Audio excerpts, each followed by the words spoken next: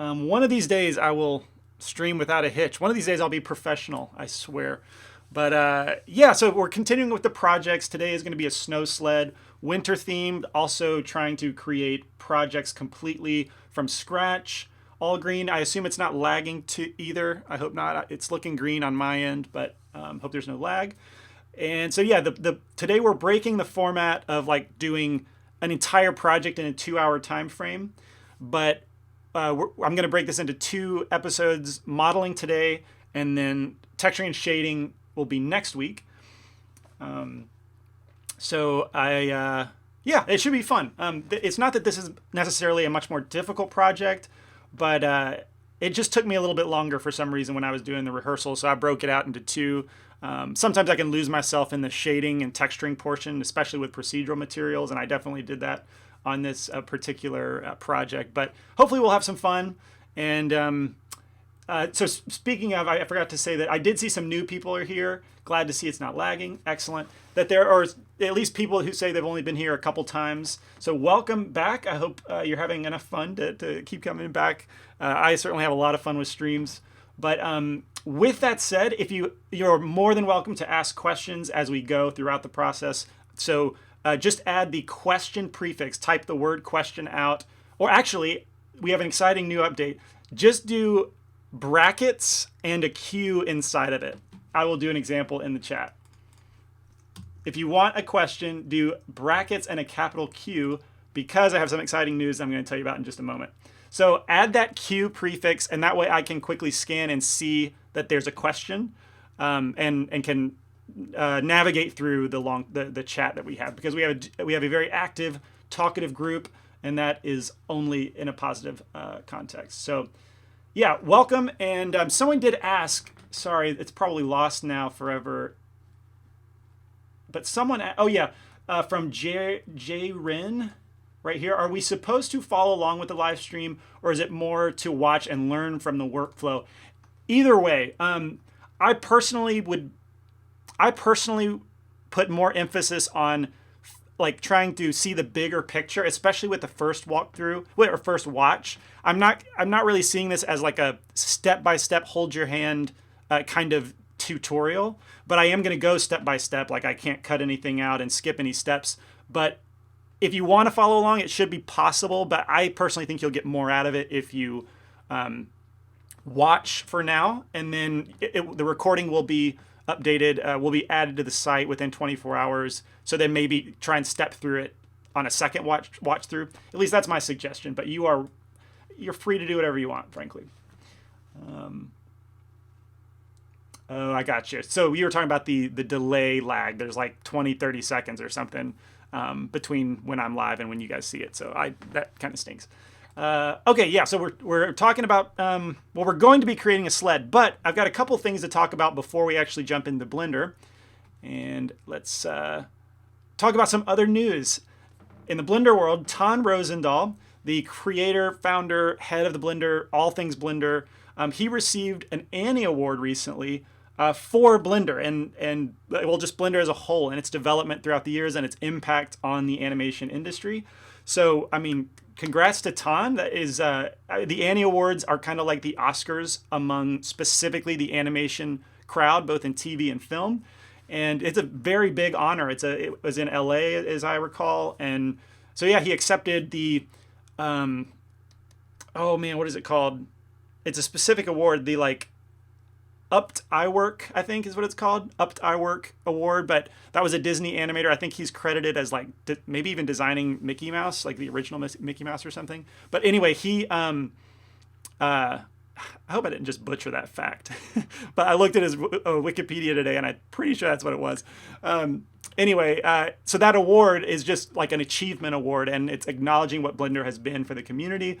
So there's our boy Ton, looking very happy, well deserved. I mean, he's gonna leave quite a legacy on the world, I think. So also, it's a great time to be a Blender user as well. So that's exciting. Recognized among the top industry professionals. Very, very cool. Okay, so this is the exciting news I wanted to share with you. There are some live stream upgrades coming in hot, and I think will even be live between now and the next live stream. which is very exciting. So let's go through some of those points that will be updated specifically.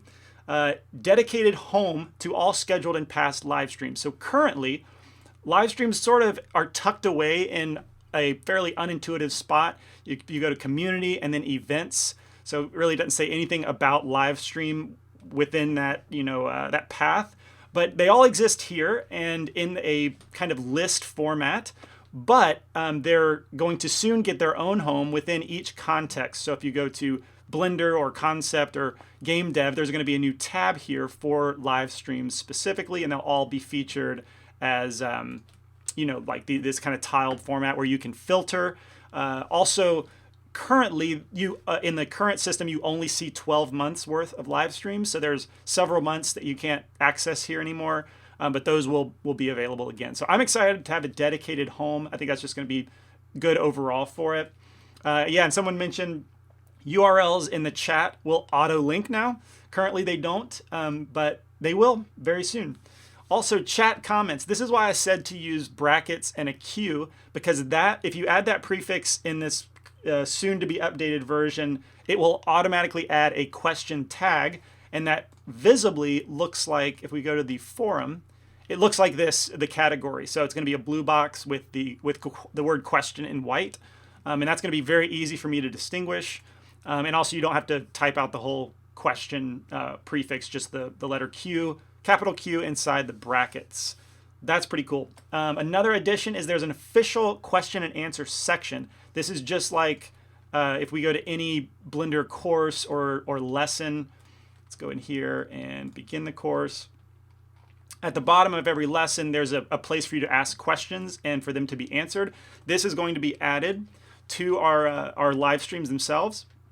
And admittedly, well, they're not going to reload automatically. They're not going to update automatically. You're going to have to reload the page. So I'm not exactly sure what that's going to look like practically whenever we're in a stream. I imagine that we could kind of remove the question prefix and just ask questions officially in that section. But now we're kind of in between both. So I don't know. We'll figure it out once we get there on which way is most intuitive for you guys and me. But at the very least, for recorded live streams, now there will be a place for people to go back and watch those and ask questions, whereas currently the chat is closed and there's no question section, so it's just watch it, and then if you have questions, too bad. And then also there's an Easter egg added.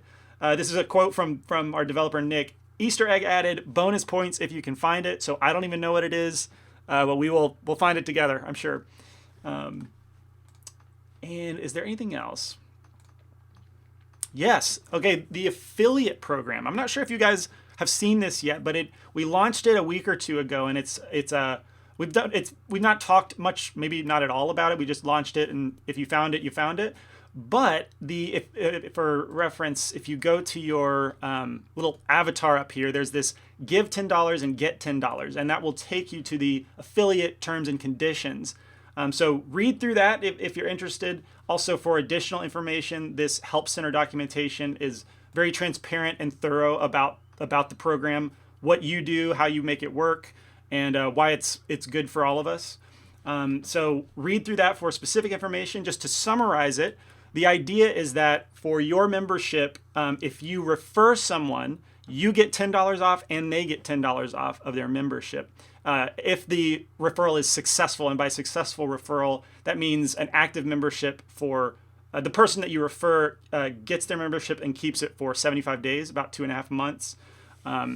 And what's cool is that per referral, you get $10. So in theory, if you wanted a quarterly membership, which is 3 months, that's about $80, $79, I think. So if let's say you get that, you subscribe to that membership, and in the first 2 weeks, you refer 8 people, then they all get $10 off of their membership, and you get $80 off. So assuming they stay for 2.5 months, then by the end of your quarterly membership, you have it for free. So that's pretty cool. And if there are any questions, also definitely check the information. It's very thorough, but there is also a link here, a support@cgcookie.com. You can email that address and ask any questions.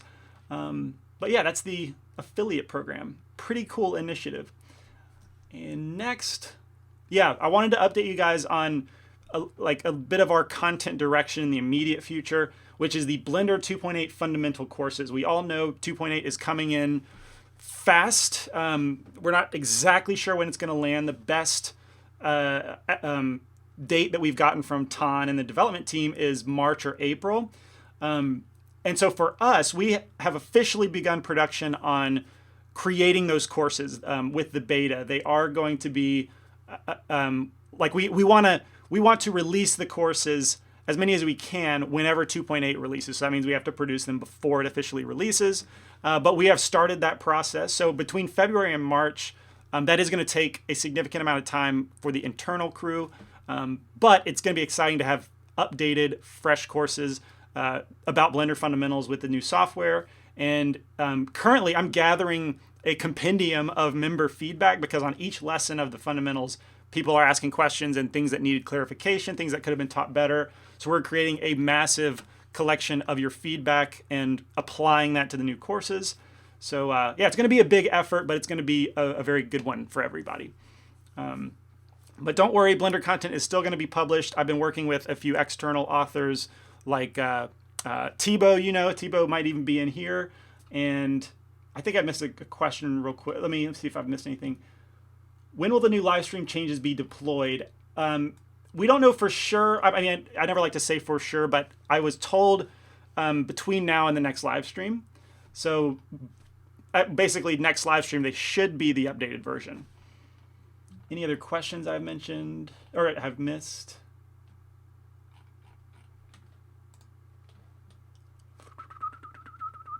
Yeah, so Thibaut, yeah, you are in here. Thibaut, he's done a couple tutorials for us, and I plan to work more with him to publish more tutorials, especially in February and March, since that's, the internal crew will be doing other things. Also from Ethan Snell, which if you haven't seen his tutorial, it's been really good. I highly recommend it. Let's see, it should appear.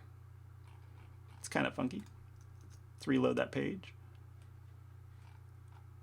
Yeah, right there, building procedural masks. This is from Ethan Snell, and he, I think, is a natural teacher. He does a really good job with that tutorial. I want to get more from him. But then also Midge, where is he at? You guys will recognize his work, I'm certain. Midge. Yeah, Midge Sineev. He's kind of like the Blender Beeple. He does a lot of abstract renderings and loops and things like that. Incredible artist, but he is working on a tutorial right now for us. So anyway, there is going to be content published. The internal crew for the next couple months are going to be focused on 2.8. On that note, I did want to ask you guys a question, because I've been using 2.8 in training recently, also in live streams, taught a class about 2.8. Jonathan Lempel has been teaching he's been teaching tutorials about 2.8. So we're trying to get everybody exposed and also get acclimated ourselves. And I'm curious what you guys think at this point. Do you imagine, have you already started using 2.8? Do you love 2.8? Do you already miss 2.79? Are you going to wait a few months after 2.8 is even released before you dive into 2.8, see how the larger community reacts? But yeah, if you want to answer that question, let me know. I'll definitely go back and read those later. But I'm curious what your perspective is on 2.8. I feel like there's gonna be a lot of perspectives and potentially kind of split the community for a certain amount of time, I guess. Yeah, when it works, nice, but I still prefer the 2.79 UI. I've been working on projects in both 2.79 and 2.8, and definitely things I love about 2.8. Definite frustrations, as you will probably see in today's stream. I'm not as fast modeling in 2.8. Just some things that I have yet to really get used to, but I've heard from some very respectable Blender artists that 2.8 is very difficult for them to get used to, and I don't know. I'm surprised sometimes that the whole community doesn't seem exactly the same amount of excitement for it. But anyway, I see several questions coming in, and I appreciate that. I'm going to go back and read those just so I can get a feel for how you guys specifically are interacting with 2.8. And yes, there is going to be an XP trivia game at the end of the stream. It is going to be, well, obviously trivia, so nerds, Blender nerds, get ready. I'm going to put that knowledge to the test. And now, if you're watching on YouTube in the future, this is where you start watching the stream because you don't like seeing someone just talk without clicking buttons in Blender. So start the stream here. And I will jump over to Blender. And this is the sled we're going to be working on. We probably won't need this plane. But hopefully this design is recognizable to you guys right away. I know it's like a classic snow sled design. And I felt like it was a fun project, a fun hard surface project specifically. That is going to be the focus. You know, we've done projects.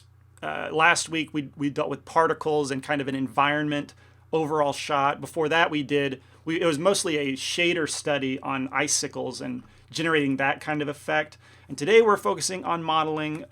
No real rendering at all today. It's just good old-fashioned polygon modeling. No sculpting, no fancy retopology or like hard ops, those like, you know, add-ons that are really prevalent these days about fast track hard surface modeling. We're just going to be extruding verts, cutting edge loops, beveling, the classics.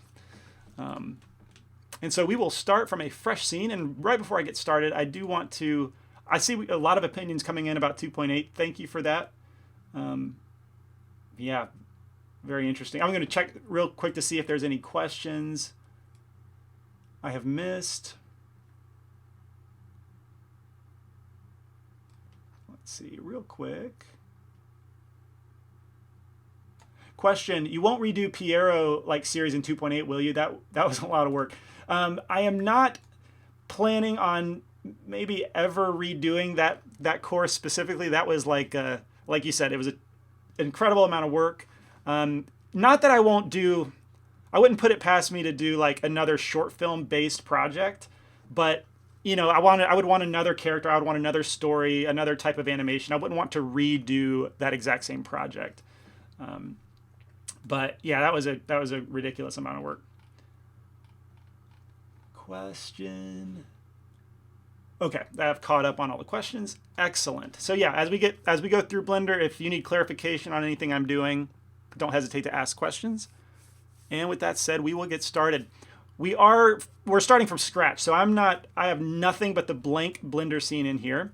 And typically, I just like to go ahead and select everything and delete it. And I like to start from a blank scene.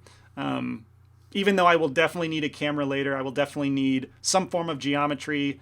I won't need any lights, but I just like to start fresh. But also that means we need, as a hard surface project, we need pretty explicit modeling sheets for it.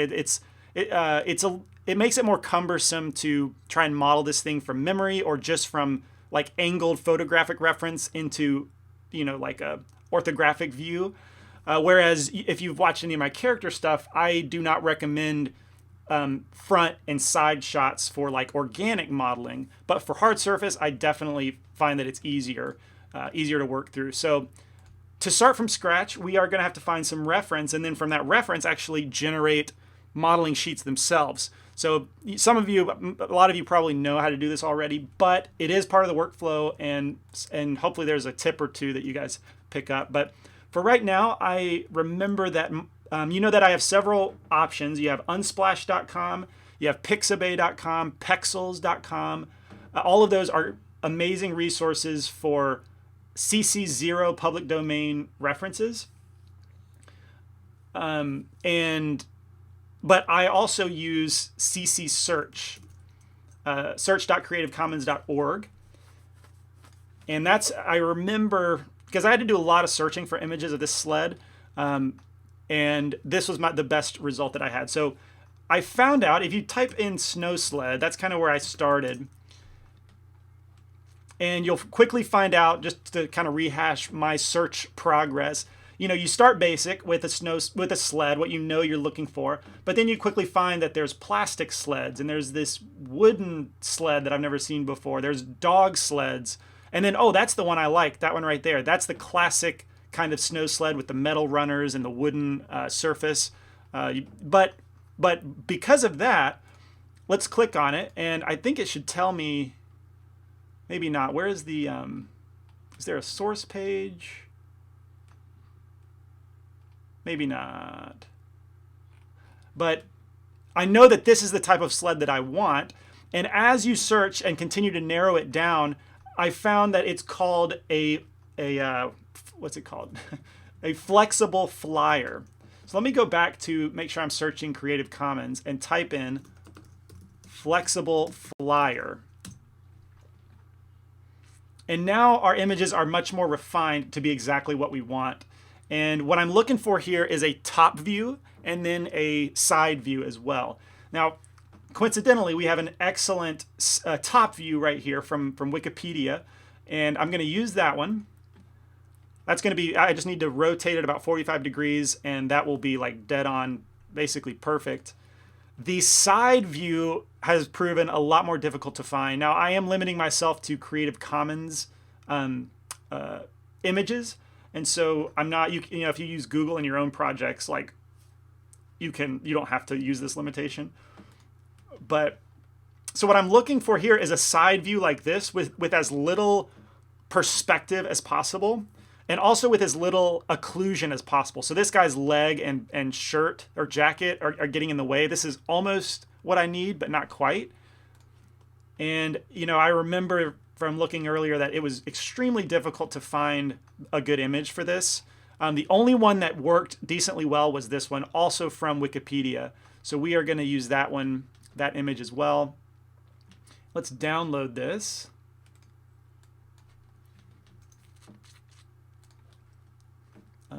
Sled A. Download this one as well. That's a big one. Awesome.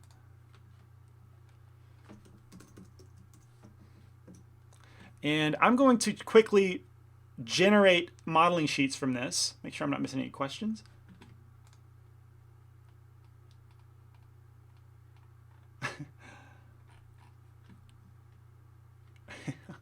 And I'm going to switch over to Photoshop. I've been trying to get into Krita a little bit more, but it's still not quite as natural to me, even though this is a very simple task that we're going to do. But I'm going to simply create a new image and generate my modeling sheets from in here.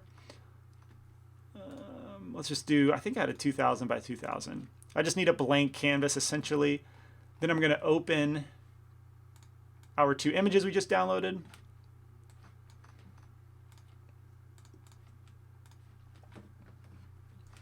Excellent. Now, this one's far from perfect, but it's the best I could do. First thing I want to do is eliminate everything but the sled. So I'm just using a marquee select tool and outlining the sled shape.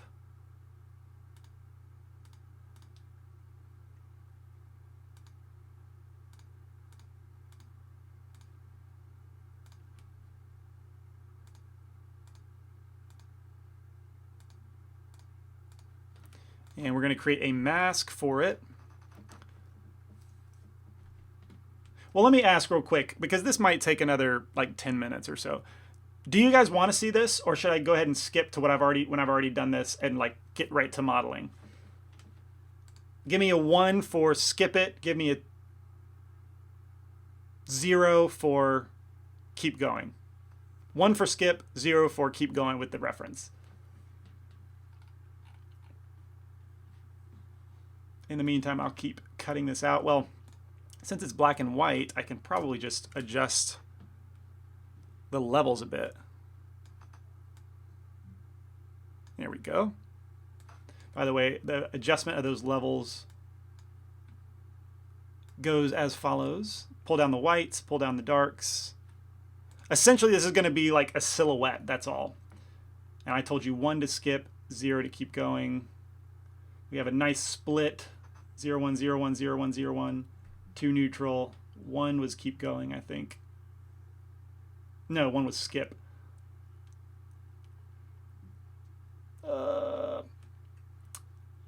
What to do when the vote is split? I'll just keep going. Please be patient with me. If you wanted me to skip, I'm going to try and do it in faster than 10 minutes. I know that this is probably common knowledge to some of you. But thank you for the votes. I don't know why I thought... that's probably always going to happen when I ask for votes on stuff. Like, if I want a definitive answer, I can't even really judge what's a majority in this situation. It was very split. All right, so I'm just going to use my magic wand tool to select all the white values and then paint black in those areas.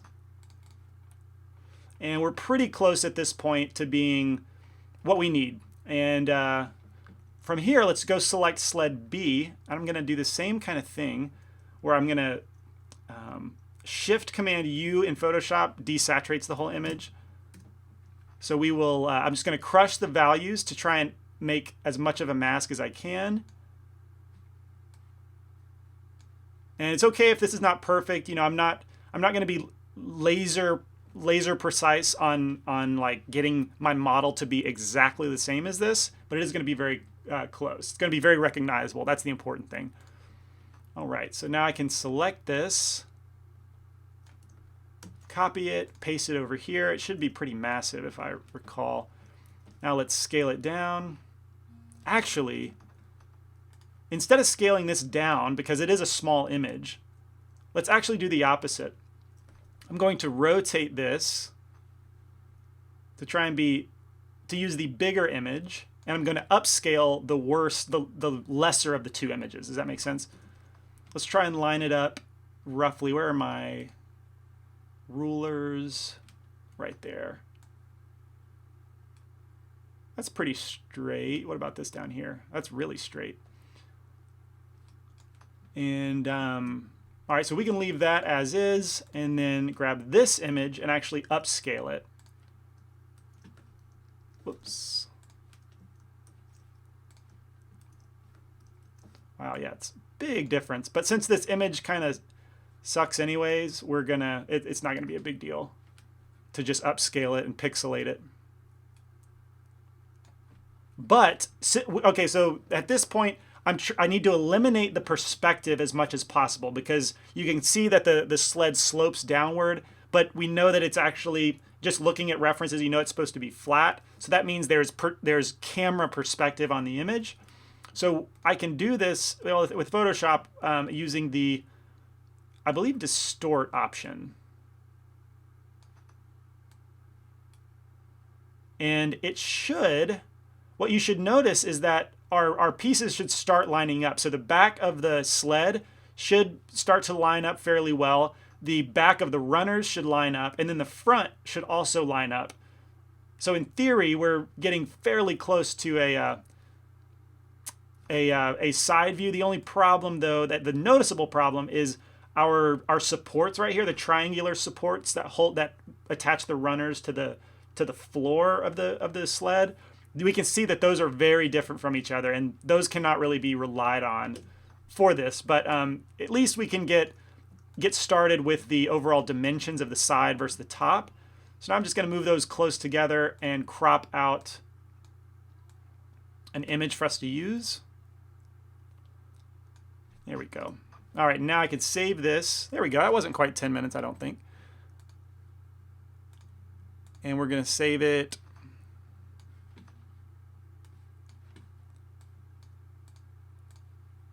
Well, winter sled. I'm going to create a new folder, call it live. And it's going to be like let's just go PNG sled ref. Excellent.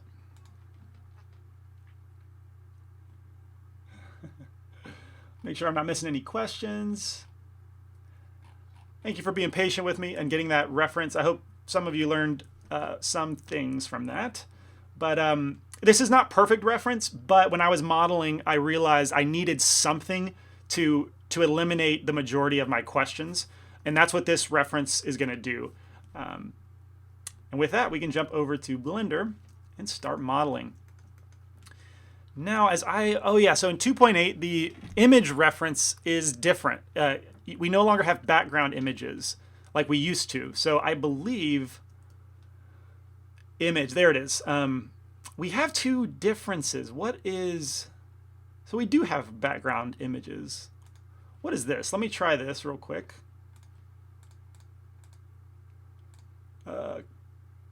Projects Blender, Winter Sled, Live, Sled Ref. Okay, so that is somewhat the what is this? I don't know that I've used this before. Okay, it looks like this is a similar UI to how background reference images used to be. However, they didn't used to be selectable. Let's roll with this, whatever. See if it works. And display as image. Let's see where the display as orthographic. How do I set it to be the top?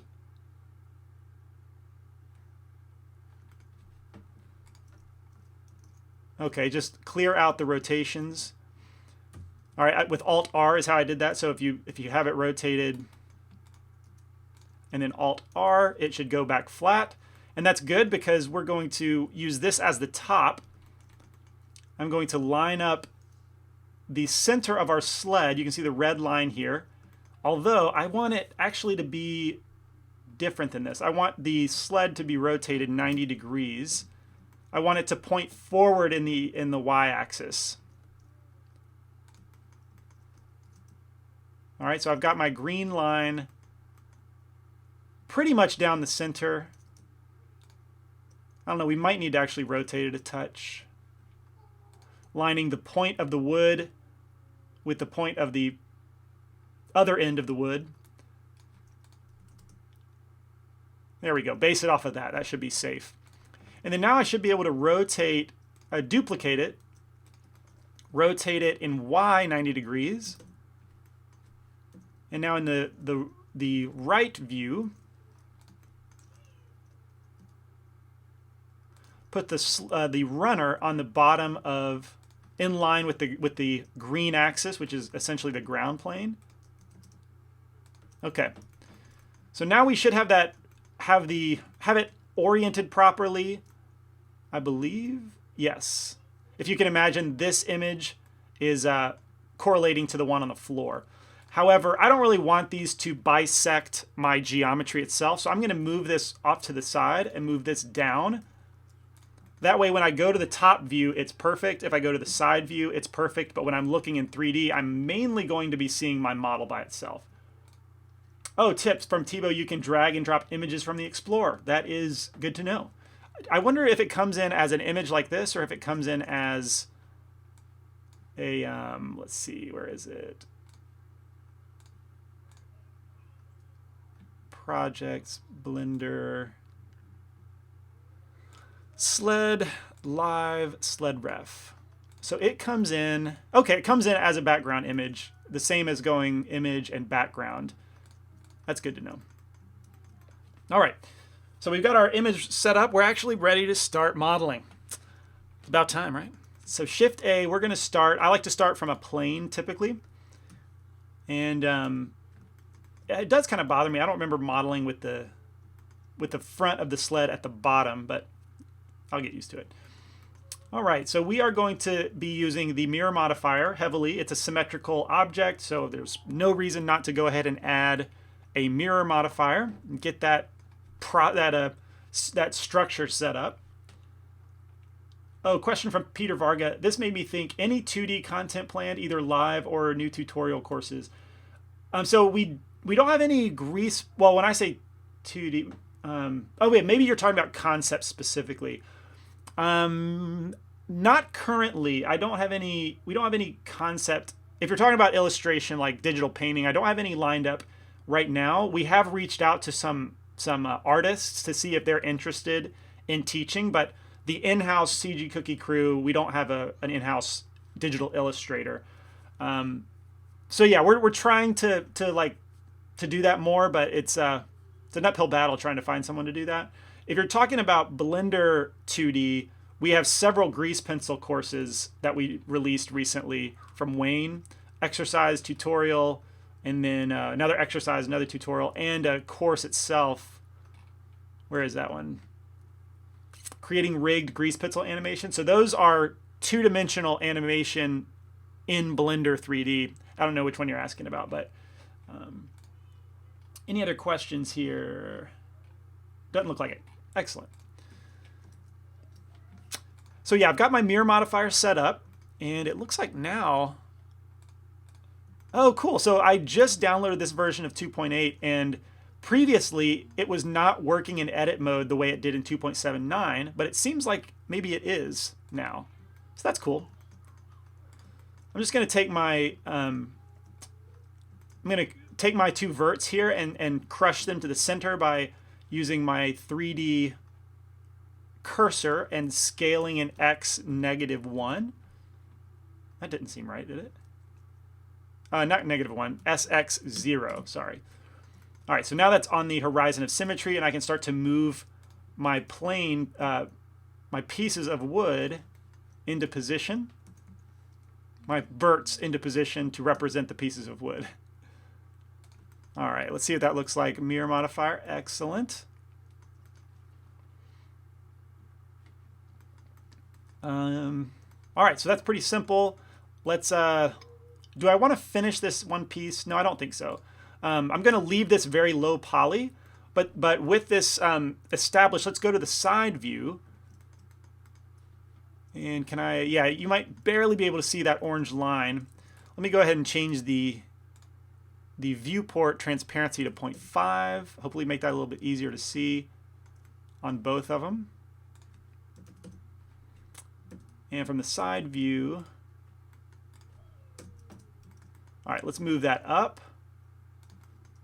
All right, so you can see that I didn't do a perfect job of aligning, of removing the perspective from the image. So, but it's close enough. I know that I'm in the ballpark, and that's really all that's important. And then I can extrude, but I know that this is a thin piece of wood.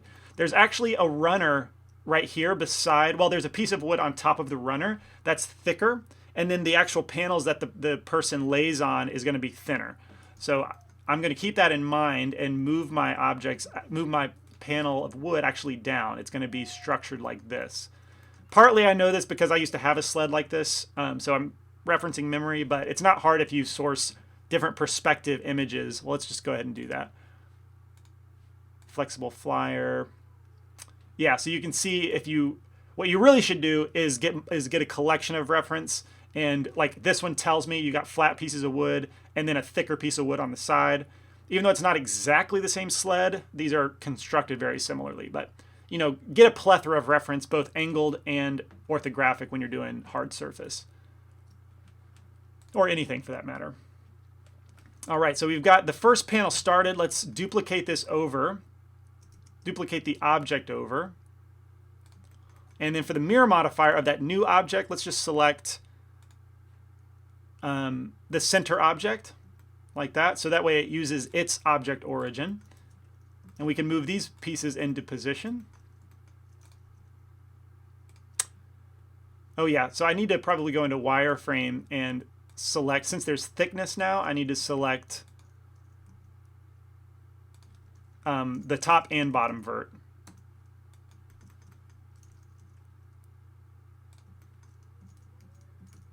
Deperspectify. Yeah, if you watch my stream too much, I'm pretty sure I make up a lot of words, and today's word so far, at least one word, is deperspectify. I mean, isn't that completely natural for you to understand? It should be, right? Let's see. I need to round over the corner down here, so I'll cut a new edge with Control R.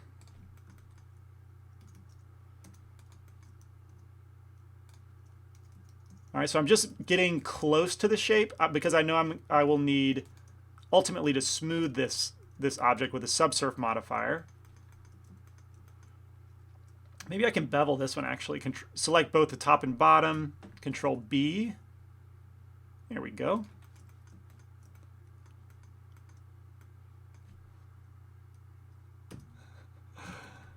All right.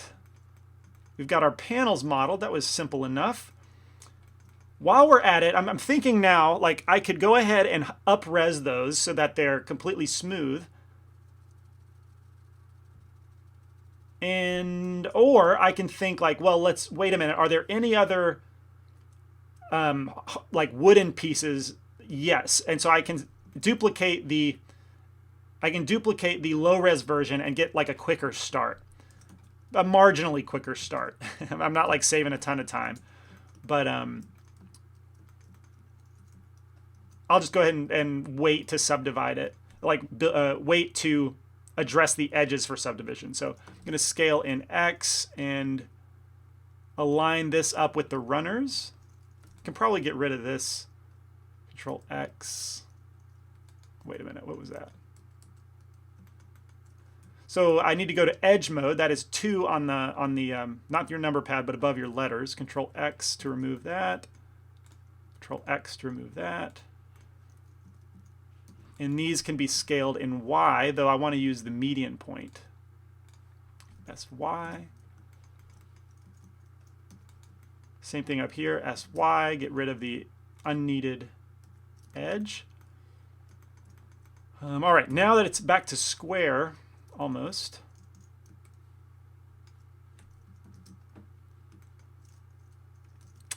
Okay, so this is where our reference is a little off kilter. I guess it's the actual sled itself in the image is pretty old and it's been warped and it's become imperfect over time.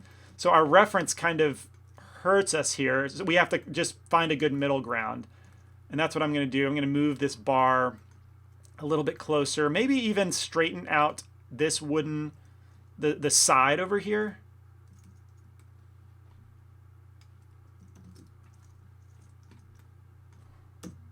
So we're deviating from our reference for the sake of our model, I guess. And then we can move this up to be the proper thickness. Make sure that we get close according to the reference. 2.8 again, Kent likes to live on the edge, just hopping in for a quick, well, hello, Jan Willem. Yeah, I'm really trying to train myself to get used to 2.8. Also get you guys used to 2.8. I don't think I have the luxury as a professional teacher to like choose not to use 2.8. Even though I will say if it was entirely up to me, I would use 2.79 for modeling. And maybe like if I was back when I was working at a studio, I would do this. I would wait to upgrade versions. I would do that if I was in that situation again. 2.8 has taught me that like it's hard to transition right away when it's still new. All right, so why did I make those angled edges? That was a memory I had from when I was a kid on this sled, and I think we can still see that if we look at other reference. So here you can see it's angled. Just depends on the model that you're looking at. This one, it does not appear to be angled, but anyway, there's several versions of this, and I am going to go with my nostalgia and go with slightly angled, beveled bits of wood. All right, I think that's it for the wood. Nope, not quite. We still have this front piece that's used to steer the sled. All right, we'll duplicate this middle piece of wood because that has the mirror modifier set up the way I want it. This time I'm going to actually just select one vert. I'm going to start from scratch essentially. One vert, Control I to invert and delete all other vertices. And then I'm going to just essentially outline it from nothing. Control right click, but yeah, because we're all using left click select in 2.8 if you're following the default. And I'm going to start outlining. Control right clicking each time to extrude a new edge. And then if you get out of alignment anywhere, you can just select that vert and hit G to move it into position.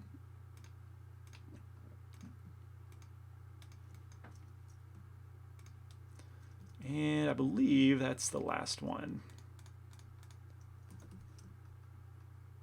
So this is another situation where I'm splitting the difference between the reference and my model. So you can see that like in order to keep this part straight, I'm a little outside the line on this side, but I'm inside the line on the other side. That's kind of how I'm splitting the difference visually. Yeah, a thumbs up for left click select. I've always been a left click select person, I will say, even with all previous versions of Blender. That was just a disconnect way too early on when I tried out Blender for the first time. I was like, no, I've never used right click select for any program before in my life. So I was stubborn on that point, definitely. All right, let's see what that looks like mirrored. All right, another situation of splitting the difference. Clearly, it's way too wide. So I'll go back to edit mode, just select these verts and move them. Turn on edit mode. Ah, okay. So maybe it does work the same. This is what I was talking about. Like in Blender, in pre 2.8, I could turn on this button and you could see the verts mirrored, but you can't do that now apparently. All right, so I'm going to try and split the difference again, going inside the reference on the right side and outside the reference the same amount on the other side. So that looks about the same. And all right, I think that's going to be good. How about some, I just had the urge to hide my reference images. And in order to do that, I'm going to add them to their own collection. So I'm going to select both reference objects, hit M, move to a new collection, and I'm going to call it ref. All right, now if I want to just, sometimes I just want to see the sled without anything. Maybe I can just turn off overlays. Actually, that's another way to do it. But sometimes I might want other pieces of geometry showing depending on the organization. But it's also nice just to keep your scene organized. And so I could turn them off there in the outliner. You could also, as we've seen, turn them off because they are technically an overlay. Text info, annotations. What does that count as?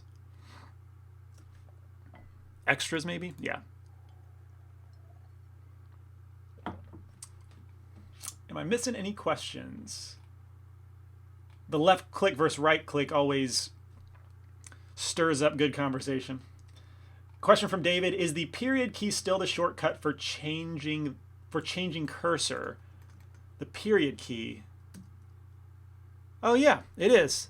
I've never used that. I always go up here. So the period key still allows you to change. It's a pie menu now for choosing 3D cursor, active element. That's good to know. Learning something new every day. All right, so back to this object. We have a good outline. By the way, does anyone using 2.8 find themselves leaving the toolbar visible? I find myself removing it immediately because I almost never, ever click on anything in here. The only thing I will do is click on the cursor to be able to move that at will. But yeah, I talked to Lampel about it too, and he does the same thing. So I don't know. The toolbar looks so much prettier, but less useful, I guess, in my experience. Oh, that's a good tip from Jake. Oh, another way to do this. I still would want to organize this somewhat, intelligently, but I think we can select each of these planes, and there's an option for display orthographic, display perspective. Hold Alt and turn off display perspective. That is a clutch feature because now they don't display when I'm orbiting around the model, but when I jump into the orthographic view with 3 on the number pad and then 7 on the number pad as well, the reference is there. That is cool. Thank you, Jake. That is a good tip. All right, so I've got, what was I doing? All right, yeah, we've got the outline for this object, but we don't have thickness for it. So I need to essentially fill this in. What I'm going to do, maybe go to local view, and I'm just going to cut some edges. Whoa, what happened? I'm going to Control R to cut new vertices in this edge. That looks like the right amount, right? 1, 2, 3, 4, 5, 6. So now they can kind of align this way. I really miss loop tools, by the way. Not loop tools, F2. There we go. I've lined those up, cut an edge down the middle, and now we've got quads. Perfect. I can extrude. Let's make sure. Let's leave local view.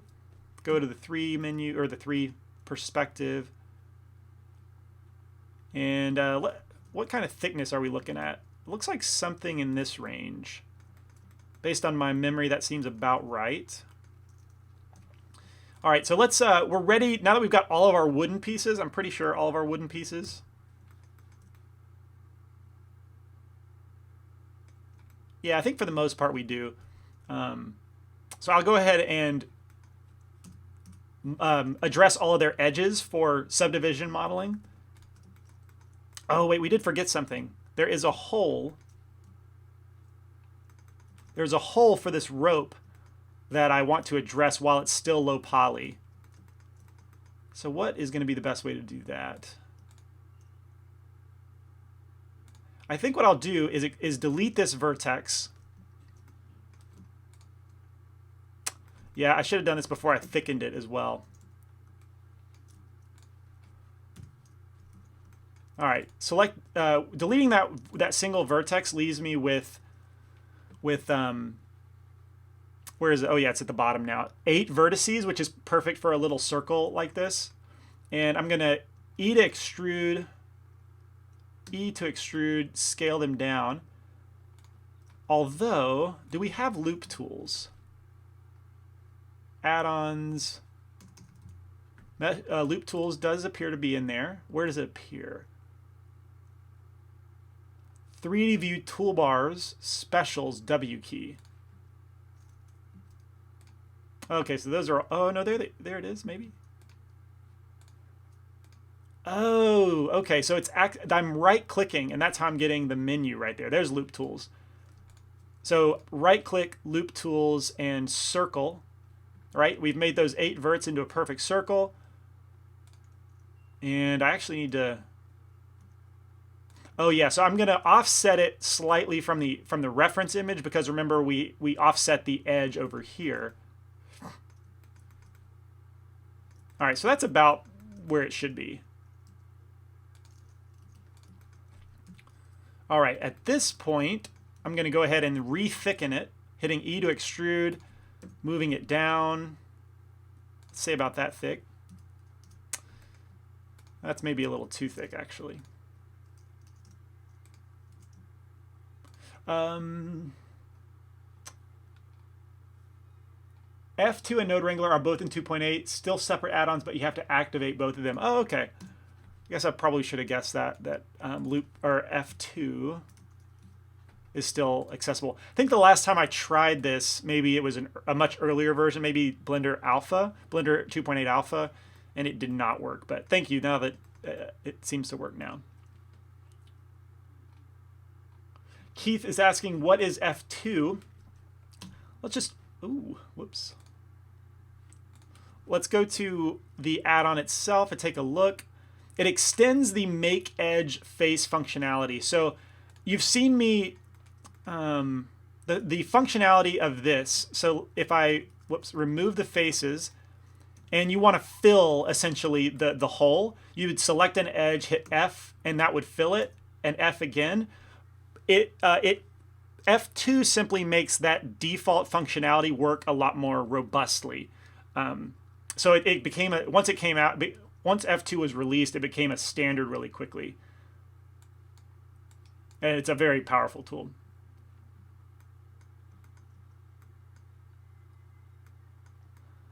All right, so I'm trying to address these edges because I'm modeling for a subsurf modifier. And if you guys are not aware what that does, let's go ahead and add one.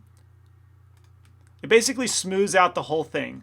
But without reinforcement on these edges, it just looks like you took a piece of sandpaper and just sanded that whole block of wood for like 6 days straight, and this is what you ended up with. So that's not what we want. We want the edges to still appear hardened. And I like to model this in. You can do this in a couple different ways, more procedurally, but I like to do it just built into the base mesh. So I'm going to select those edges, Control B, and that will harden our edges. I do want to add another segment. And then we can control the amount, holding shift to make sure that goes a little bit softer. I want it to be something like this. That looks to me like wood, something that's been shaped out of wood. How about I save the file? Come on, guys. You have my back, right? I haven't seen a single, I haven't been looking at the chat the whole time, but I haven't seen a single demand to save my file. I need that. I need that, people. I'm going to save this in live. I always like to create an SCN scene folder. Flex Flyer 01. And let's address this hole in here because if we look at more reference, see if we can find, is that going to be big enough? You can kind of see it here. Aaron did say it earlier. Thank you, Aaron. I was not paying attention. Thank you. All right, so if you look at this image, there is, for the holes, there's like a countersink. I think that's, so there's like the main hole depth, and then there's a bigger hole drilled slightly down into the wood. So I want to create that. Where was that? So the way, there's several ways to do it. First, I'm just going to cut. Let's just do it by using, I'm trying to think the most intuitive way to watch it, what that would be. With my faces selected, and it might be confusing to see this with subsurf on. Let's disable that. I'm going to E extrude, cancel any movement with right click, SZ to scale down. That's my countersink. E to extrude again. S Shift Z, and that will scale in all axes except Z. All right, so now we've got our countersink established. Excellent. Now I can just simply harden those edges. In hindsight, I could have cut a horizon of symmetry. Well, let's just do that. If I were thinking a little more optimally as a modeler, I would have cut an edge down the center. Oh, I need to cut it down the center of this as well. Let's go to wireframe. Delete the bottom half and also include the Z-axis for this object. Wait a minute. Oh, okay. So the pivot point is not established correctly. What I need that to be is in the center of my middle vertices. So Shift S, cursor to selected, back to object mode, object, set origin to 3D cursor. There we go. With the object origin in the center, now I've got both my Z-axis and my X-axis. This is more optimal modeling. So get as much as you can for free. That's how like you can be smart with modeling. All right, select those edges. Now I only have to worry about modeling on the one side. Excellent. Now we can turn our subsurf modifier back on, and that's a much more correct version of the model.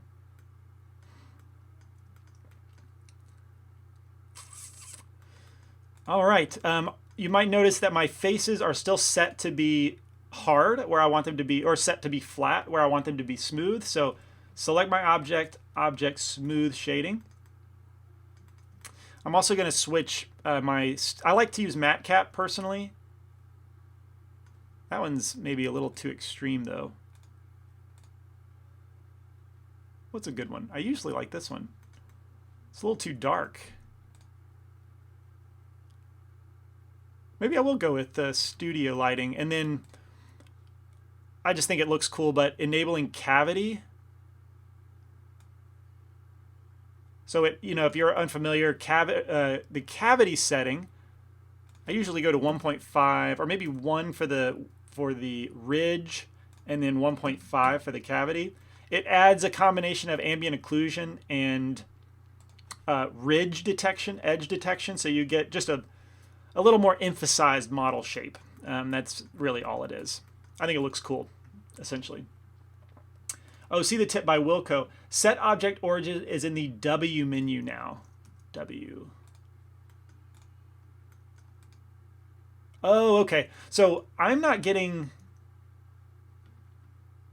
So W for me is something entirely different. It looks like...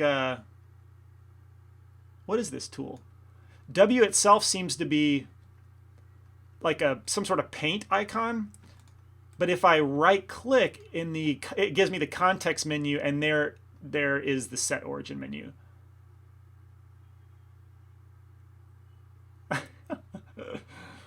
Yeah, I guess that, get me out of this. Escape. What is this menu? What is this mode that I'm in? What is W? Does anyone know what W is? I don't see a name of a tool anywhere.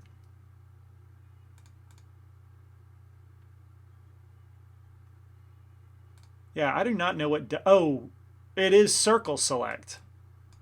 So that... Okay, I have my overlays turned off. Overlays on. W. What in the world? So overlays on. W. Oh, okay. It only paints where the origin is. I've never used really circle select in object mode. Kind of weird, but that's what W is, in case you were wondering. All right, let's go back to normal. All right, so I've addressed the modeling of this control piece. Let's do the same thing for these objects. It's going to be much easier. Just a matter of selecting our edges. And since these are really low poly, it should be extremely easy. Control B.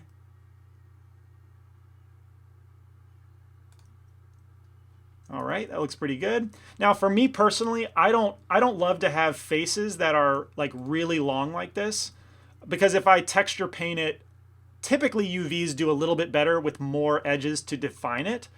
So I will typically do this out of habit, just to get a little bit closer to a grid-like structure. So I'm gonna do that here as well. Actually, we need to address some modeling on this guy because we've got ingons.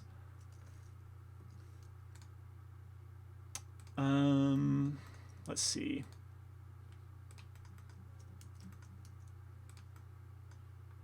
I wonder if I can, well, whatever. This is going to be imperfect, but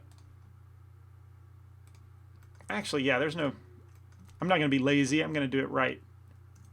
Delete the bottom half. Okay, I'm going to cut this. Now we're back to quads up there. I don't know what's happening down here. Alt-M, merge at last. Delete these. All right. Now with those in quads, I can cut those edges down the length of the board like that. I'm trying to read the chat as best I can. Did I miss a question? Okay, I saw this tip. Texture paint, question mark. Kent question. Oh, suggest maybe your matte caps are darker because your normals are backwards. Let's see. That's a great, that would be very accurate. Let me extrude this according to the same depth as my other boards. EX. I need to let me undo that. I need to snap. Where's the snap menu? To vertices. E extrude, and then boom, snap it there. Now we're back to the right thickness. And what are my normals? Where do I display normals? Shader, overlays.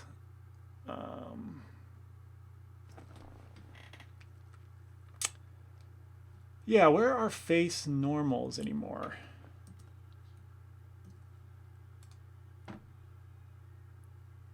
Do we know where that is? Face orientation? Ah, okay, so I think we do have some normals that are incorrect. Let's just select these. That seems to be correct. Tab into edit mode. Oh, I can do that on all objects. Select everything, tab into edit mode, shift in. I'm not really seeing anything happen.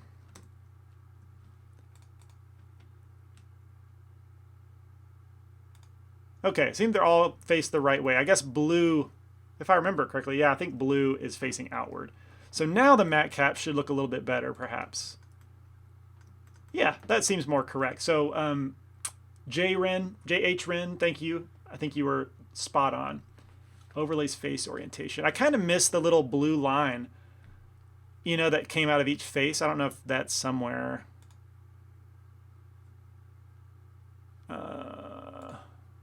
Display. Oh well. Oh well. Okay, so let me add a subdivision surface modifier to this.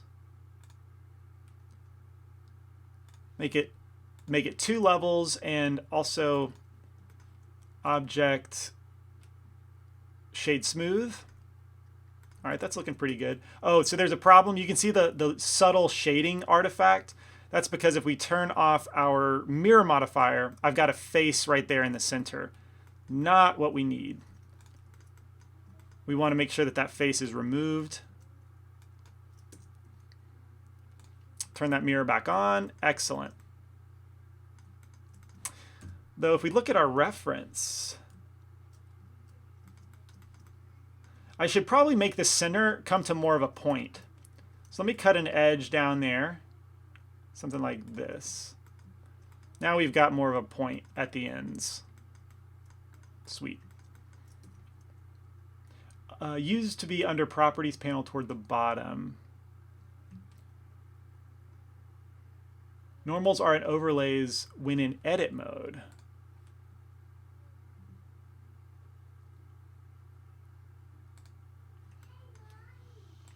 Overlays, center. Ah, there we go. Face angle. Oh, there it is. There it is. Good. We still have it. Man, it's like an Easter egg hunt trying to find settings that were from the older version. Thank you for tipping me off to that. Ah, there we go, Miranda. You are correct. Sometimes I think you guys know more about 2.8 than I do. All right, let's turn that off because I usually like to use it as a check, not as like a constant visible feature. All right, so what were we doing here? Oh, that's right. I'm hardening the edges appropriately as they need. Now, I believe all of these need to be hardened.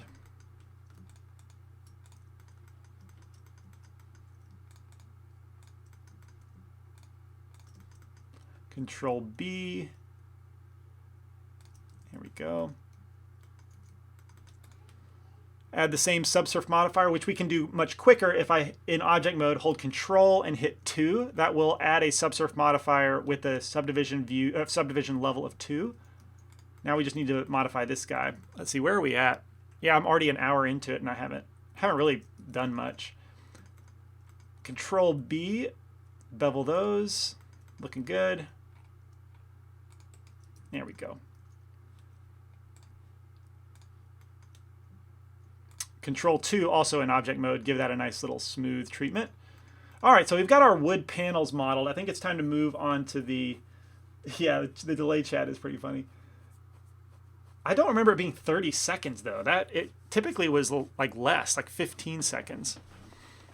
Maybe it just feels longer. Maybe it really is longer. So we've got the wooden parts addressed. Let's work on the runners now.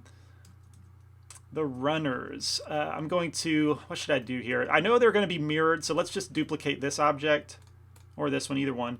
Shift D, and undo that. Let me actually, while I've kind of reached a chapter in this book, so to speak, where I can like clean up the scene a little bit. So I'm going to select all my wooden pieces, move to a new collection, call them sled_wood. All right, try and keep this organized. Now duplicate this object and move it immediately to a new collection called sled metal.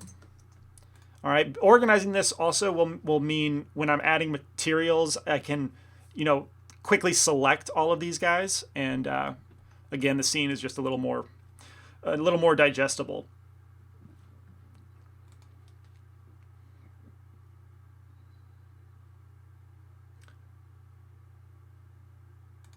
No way. Oh, 30 to 60 delay in the Netherlands. The Netherlands has always been so long. Wow. Okay, I guess that makes sense. Turn off the blue, it hurts my eyes. It was hurting my eyes as well. All right, we've got that organized. This first metal piece. All I really want, same kind of scenario, I just want a single vertex to start off. I do that a lot. Just start at the bare essentials. Move that all the way to the bottom. And let's think about the structure of these runners, because we need a little bit more information. Is it a solid bar, or is it like an I-frame, or like an I-beam or an L-beam, something like that? If we look closer, this seems to be one of my go-to references. So yeah, it looks like it's more of an L frame. So you can see the metal is like the corner. It's a corner shape. So we're gonna use that for the entire thing, except these top pieces. So the entire runner and the brackets look like they're L-shaped. That's good to know. Where the corner of the L is towards the inside of the sled. All right, so I guess what does that mean for us now? Perhaps now, let me just outline the runner shape. No, I can't do that. I do need to create the L shape, I think. Let's EX and then EY. All right, so this is our L shape. We could do this. We could do this another way using curves.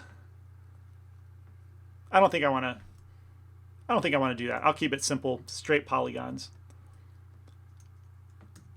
Let me see where this is aligning. It really should align, I think, with this wooden rail. So we'll deviate from the reference a bit, but I do have the thickness pretty much spot on, if you can see that. Nice. All right, so we've got our L shape, and from here I can start to extrude, maybe move it down slightly. All right, I can start to extrude in the y-axis. Let's turn off subsurf. I don't think the rail actually gets thinner. I think that is another issue from the reference itself.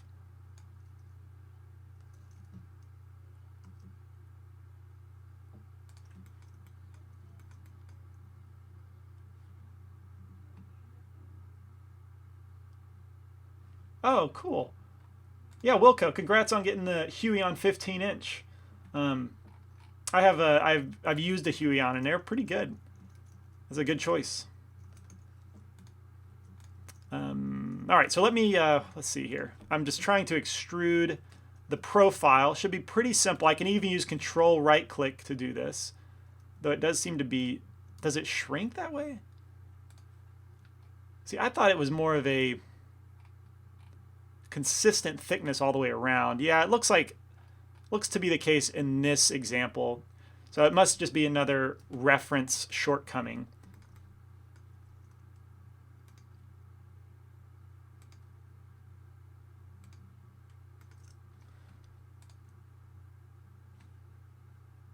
All right, so I'm just keeping a mental picture about how this shape kind of curls up.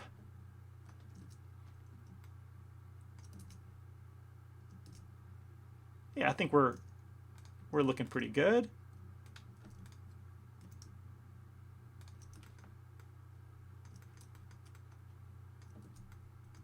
All right, we're off to a pretty good start, I think. As you might be able to guess, we're going to use these solidify modifier to give our rail a little bit of thickness. I'm going to place it above our subdivision surface modifier. See how that works out. It looks like I need it to be a little bit thicker. Well, what do I need to do here? Okay, I need to problem solve something, because what I'm going to run into is how do these rails kind of interconnect with each other? You know, like how does this L shape like curve around and hook into this flat shape, right? Like these are some questions I need to analyze the reference and figure it out. Also for the brackets, like how does this work exactly? I feel like you could might be filling in some gaps here, but I think what could happen is like, what if this is just extruded by itself in the Y direction, right? So like where this kind of comes down, now we have a flat surface to like put a screw through. I mean, that seems to make a little bit of sense.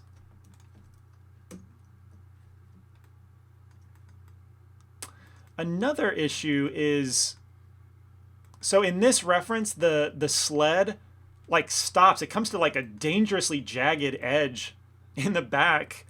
Maybe that was the first model that got recalled because that would be straight dangerous, but obviously here they curve around. So I'm gonna have to ballpark that kind of curvature.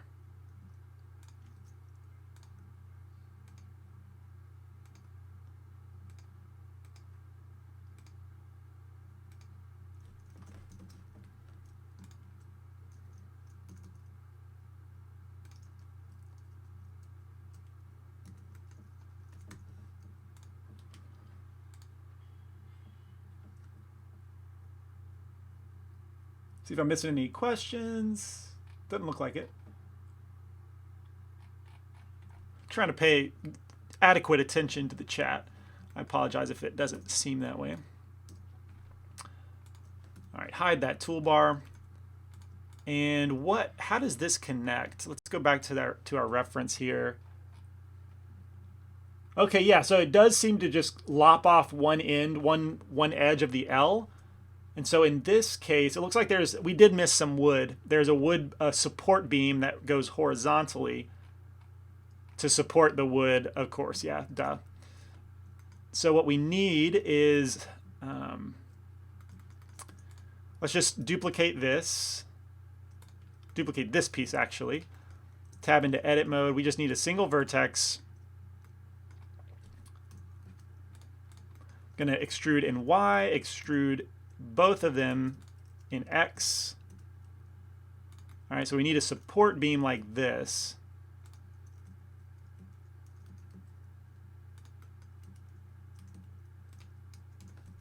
See if there's any reference for that. There is, okay. Maybe I'll use the top image actually, because remember we can't trust what this is because it's so skewed. So something like this. That's gonna be our support beam. And make sure that I'm lined up properly on this side. All right, select everything, hit Control, actually remove this face before I get ahead of myself. Control B. All right, now we've got a support beam, at least support beam number 1. Make sure that lines up perfectly with the top, Shift D, duplicate to the middle, and then Shift D to duplicate to the front. There we go. Now our sled's starting to make much more structural sense. Save, yes, yes. Thank you for looking out for me. What is the auto extrude thing that you are doing? So that is possible, and it's actually a very intuitive, artistic way to do that. If you any of your selections, let's see, go to edge mode. You can obviously hit E to extrude with that hotkey, but you can also you can just simply hold Control and then right click, and that will extrude to wherever your mouse cursor is at. So it makes for very quick, fun extrusion. And yeah, that's how you do that. Let me see here. I'm trying to figure out how to connect this piece.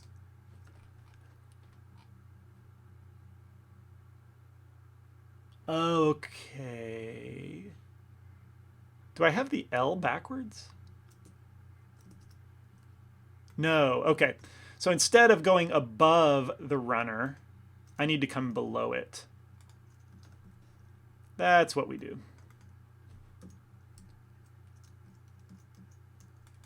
Well, wait a minute. Is maybe my support beams are too?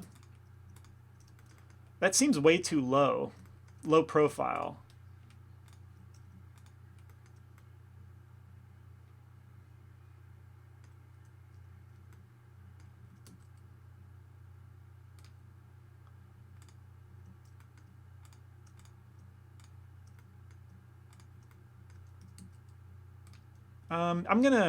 Let me see. I'm gonna use individual origins. I'm gonna scale everything in, wait a minute. Scale with individual origins. Oh, shoot. Origins are not properly set up. By the way, where my mind is at right now is trying to reconcile where the rail needs to meet up with this piece based on this image.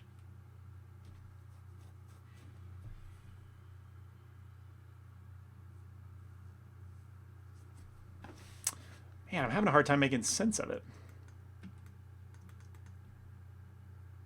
No, it's not that. The L shape is giving me issues, but I think I figured it out. So I'm going to put it on top, kind of like they're sandwiched. Hold on, let me do it, and then I'll talk about it. And then I can remove this. All right, so you can kind of see the structure now, where I'm going to sandwich the rail on top, because that's what it looks like to me. I've opened this image like 3 or 4 times. You see, to me, that looks like the rail comes on top of the wooden brace. That's what it looks like to me, at least. I'm going to run with that. I can be a little too perfectionistic and over something that doesn't matter really that much. I think that looks a little more natural. Much better than when I was like down like this. Anyway.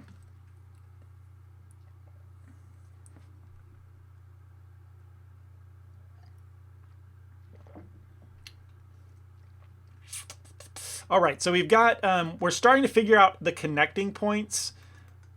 We need to add the braces, but at this point, I think I've completed one rail at least. Make sure one more time with the reference up here. Yeah, so one consistent rail all the way down to the bottom, wrap around. Okay. Perhaps before I go into smoothing, I will create the brackets right here. Kind of wrap my mind around how exactly that's working.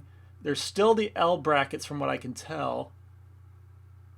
But which way is the L? Okay, I think I got it.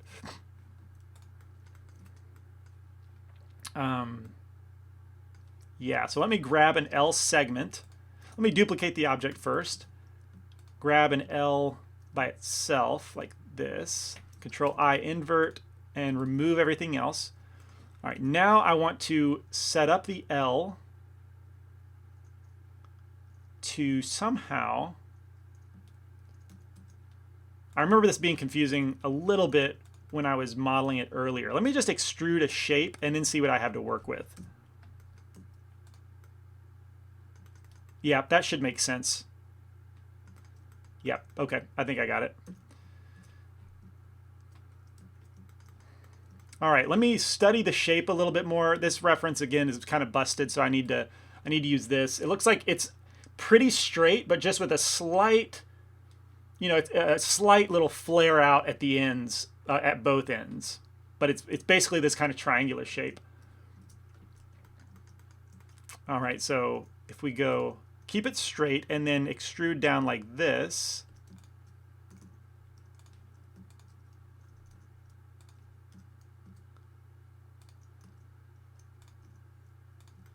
If I remove that,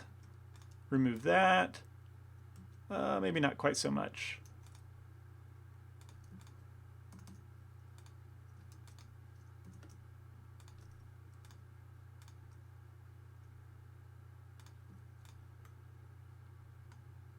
Oh, that was the wrong one.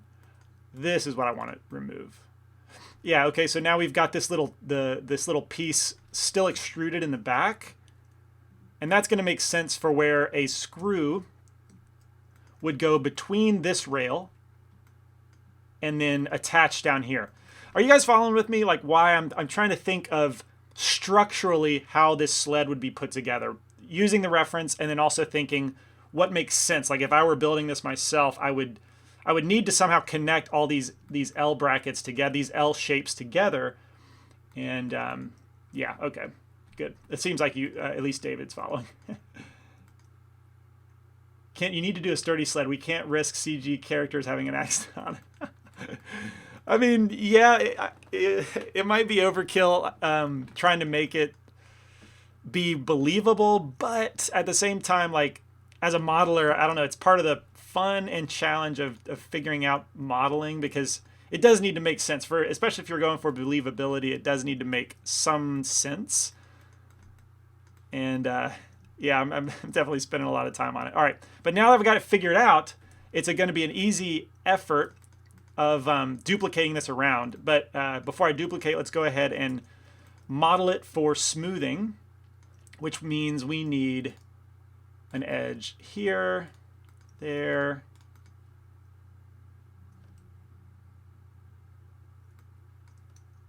Let me enable our subsurf modifier. I don't really want, well, I guess it should go there.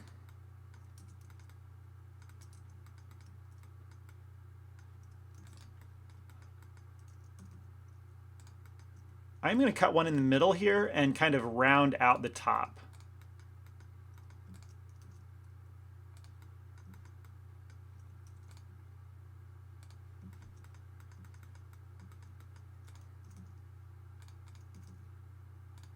Just so they're not jagged edges, you know, keeping our CG characters' fingers safe.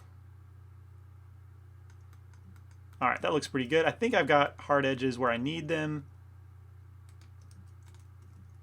Except down here, I still need to do that as well. All right. All right, that looks pretty sturdy. That looks pretty believable. I just want this to have a little bit of a curve for some reason. I feel like I remember that from my sled back in the day.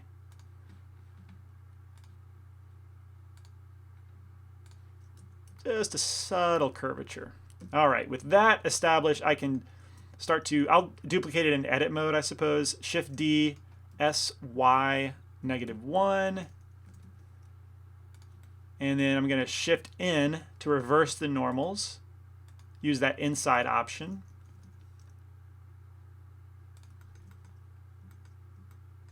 Excellent. Then select all of that. Shift D to duplicate in Y.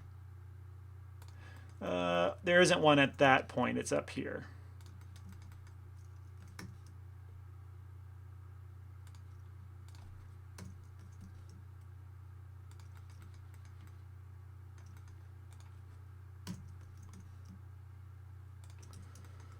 Okay. It's coming along. I think that's it for the L-shaped runners. I do need to make this one smoothable. Hard edge there. Hard-ish edge on the center.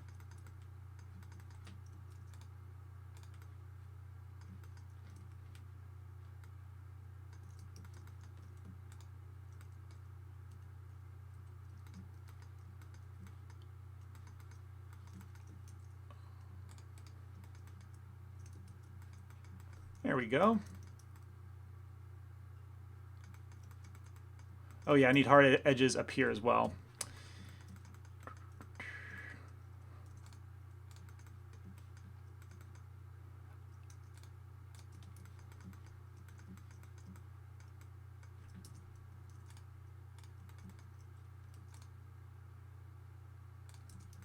All right, now just a few more metal brackets to create, and then are we done? We do have to add screws, or like rivets. Yukino, how did he do that? Scale and rotate in the mirror direction. Oh, okay, so how did I do this, I believe? All right, so let's remove this.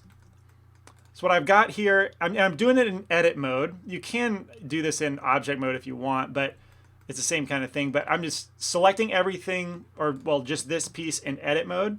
Shift D to duplicate, right click to cancel any movement, and then SY -1. That will essentially flip it around the other way. but it reverses the normals, and that's why you see the thickness kind of growing in the wrong direction. And so if I hit Shift in and then choose inside, that will flip my normals back around to be consistent with my other piece. And that's how I accomplished that.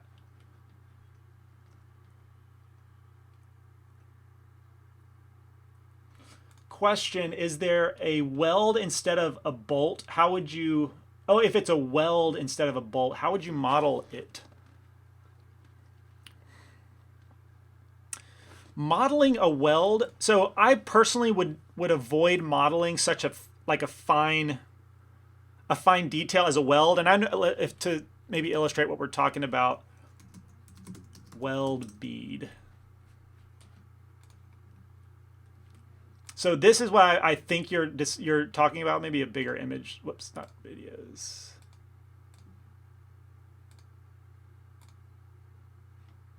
Yeah, so this kind of thing is what I think you're asking about.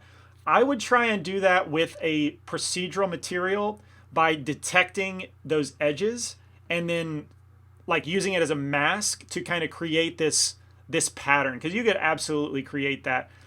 That needs to be a Shader Forge lesson, how to create procedural weld marks like this. That would be a good one. I think that could be accomplished very procedurally. But yeah, I think it would be overkill unless your camera is super close to the weld. I think it's overkill to try and model all of that detail for like a structure that's welded, because you'd have a bunch of that detail going around. I would try and do it procedurally with a shader. That's a good question. That has inspired an idea, how to do weld beads with procedural materials. I like it. All right, I want to finish this thing up. We've got about 25 minutes. And oh, I do have an interesting piece up here. Let's start modeling that. I'll duplicate it from my wooden piece. And I think this time I'll actually start from several faces. Let's remove our subsurf modifier. Where would that fit? Oh yeah, I've got my mirror doing the Z. I don't need it to do the Z in this case. Trying to get a placement for this object. All right, it looks like it's directly in line with the other piece. Okay. All right, I will really seriously think about doing a weld procedural material, because that would be pretty cool.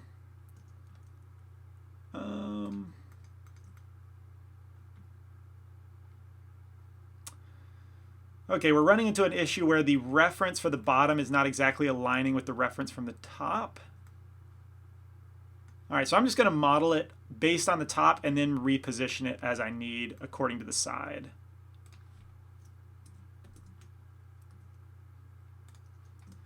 Not individual, I want to do median. Okay, now I should have enough vertices to begin modeling, like moving these into position. I have not really gotten used to double tapping the A hotkey for deselecting. I kind of miss the Alt. What was it? Oh, Shift A? Shift A, I think. I do sort of miss that.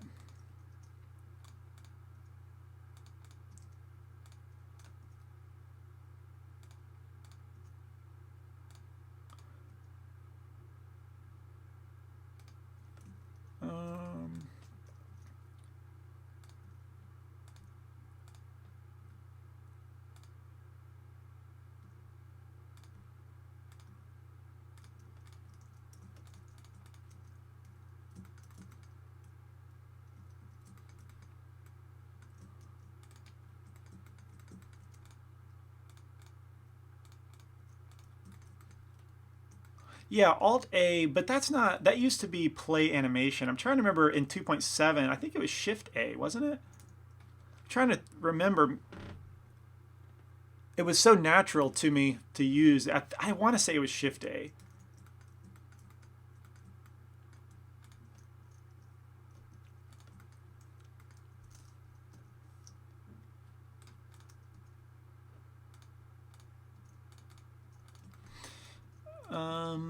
How does this look smoothed? Pretty close.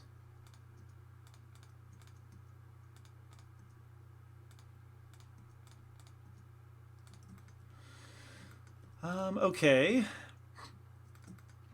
Now, to achieve, like, I need to figure out what this metal shape, because it's not just flat. I know that for sure. Okay, it looks like the front edge kind of dips down. That's what it is. A situation like this.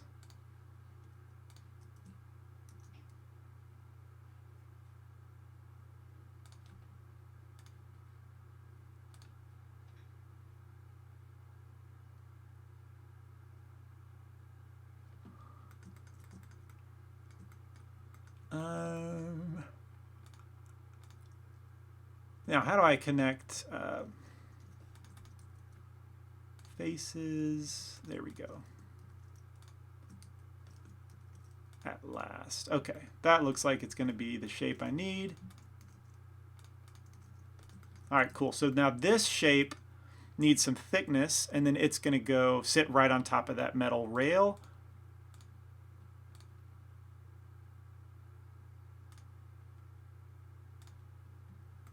What's the thickness of this? 0.1. Same over there. All right, 0.1 looks like it's a good default. All right. So this shape needs to be positioned. Now, why is it so much lower? Yeah, the shortcomings of this reference are way more obvious to me in this live streaming than it was when I rehearsed it. Kind of weird. All right, but to me, it definitely looks like this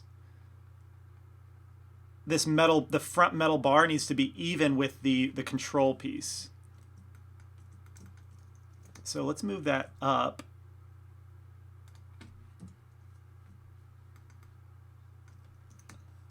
Move it slightly with it's in the spirit of splitting the difference.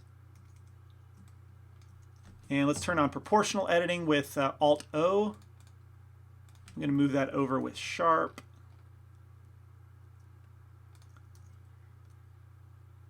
All right, that's what I'm after.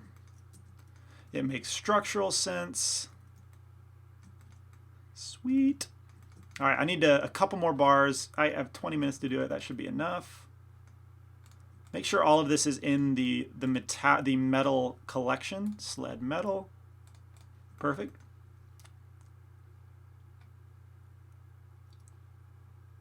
Oh, cool. Gosh, you guys really do know a lot about 2.0, like the intricacies of 2.8. You said go to Preferences, Key Map. Select all toggles. Okay, yeah, that's right. Shift A. Nope. It wasn't Shift A, was it? It was... Oh my gosh, no wonder it was so natural. It has always been just A and then A again. Duh. Well, thank you for that. I'm trying to train myself to be default, so I'll turn that off for now. But if I was on my own, I would absolutely use that approach. Thank you for that. It was just A. That's right. Peter was right as well. Thank you, team. You led me to the truth. I appreciate it. Maybe give a little bit of a hard edge down here.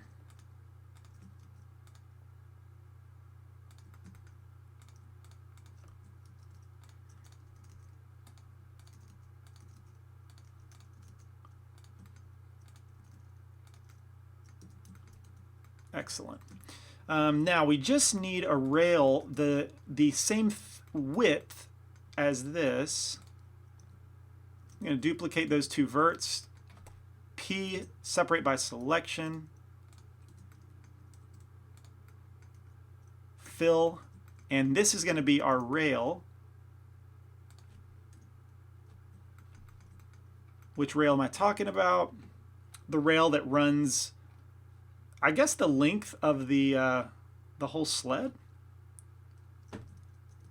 It does have a slight kink at the front, so EY to extrude, and then it goes down slightly, and then I think all the way back. This is going to be another thing that we need to make some sense of. Save, save. I do think I saved it just a moment ago, but never, you can't ever save too much. Wait, what in the world?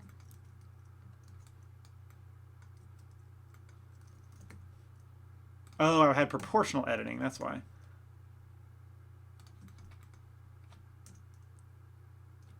Yeah, it really messed me up. So proportional editing stretched that front portion out way too much. This little kink I'm seeing right here, and it's much more concentrated towards the front.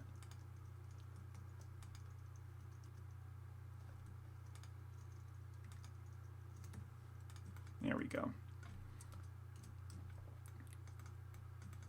All right, let's, it does have thickness, perfect.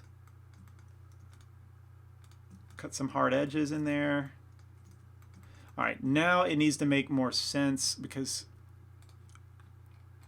it's not. This rail just barely runs under the wooden handle, the control handle.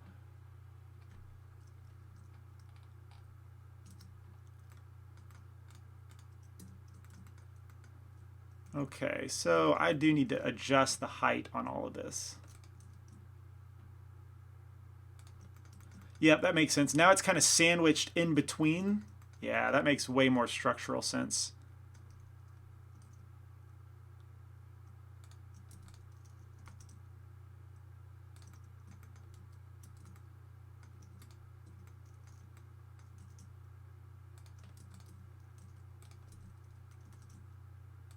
Wait a minute.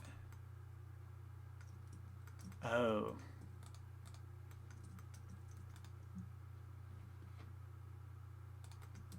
Now we can see it. So sandwiched in between those two. Perfect. All right. If you can't tell, I do like to make sense out of the model. The art of interpreting reference, right? Like collectively using several reference images, getting them to line up, then making sense in 3D space. When I was learning to model, that part of it drove me nuts. I did not like that part of it at all. But now I kind of, it can be a headache, but I do value that because it's like, I've said this before, but it definitely teaches me a lot about the world. Like some person had to design this sled and make it all work together without the assistance of a 3D software package. So some of this stuff is teaching me like, man, this guy or gal knew what they were doing when they designed this sled. Pretty clever.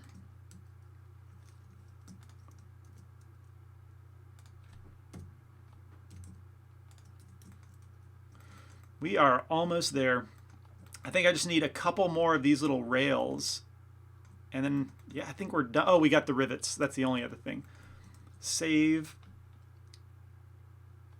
I think that rail only goes back as far as the first crossbar. You think?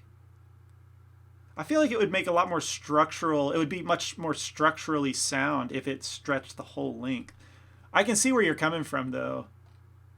Like, we don't really see what's behind that rail. I'm kind of interpreting it as being sandwiched. I just feel like it would add more structure to the whole thing.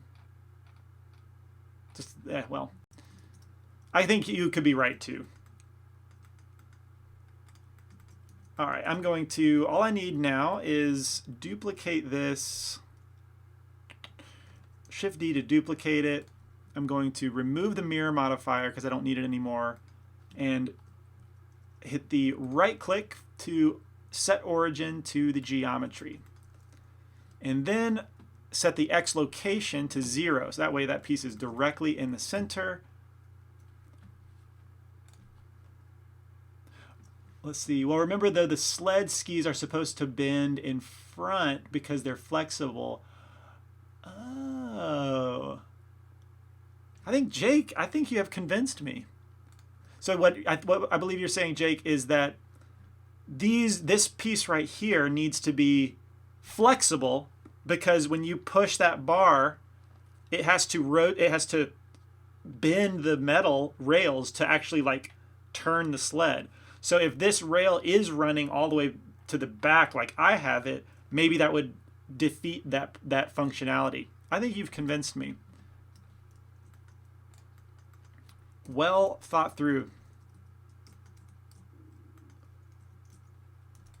I feel like you're sourcing your maybe some personal experience with one of these sleds, perhaps.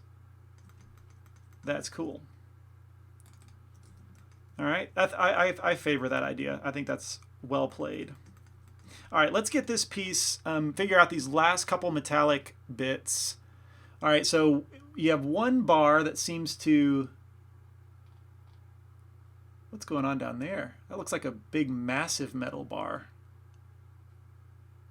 No. That's the other rail on the other side. Okay, so we have one straight bar that runs underneath, connecting the front metal piece, sandwiching the control bar, and sandwiching the control bar, and then a piece on top that kind of loops up like this, humps up like it has a hump in it.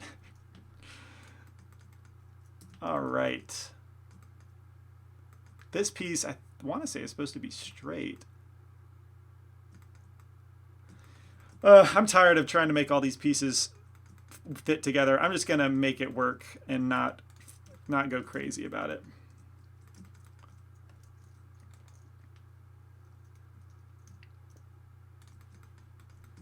Now, how far back? That's not telling me. Okay, about that far.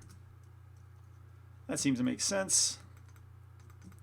Question, it would be interesting to see how to rig this for animation. Yeah, I agree. I think it would be fairly simple. Wayne could probably whip this up in like 5 minutes, but since the only thing you're doing is, you know, rotation on this object, it would just rotate like this, and then the metal bars would bend accordingly. That would be a kind of a fun little rig. It would be like, it wouldn't be complex, I don't think, and that would make it fun to get a result fast.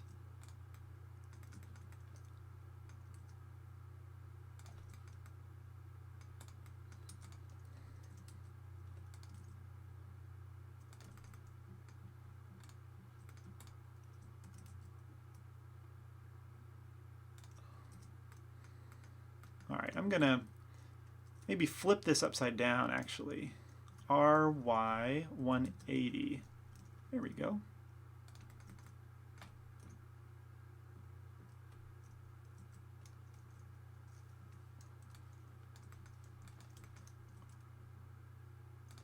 That one ended up being pretty flat, but oh well. I'm just gonna be okay with it.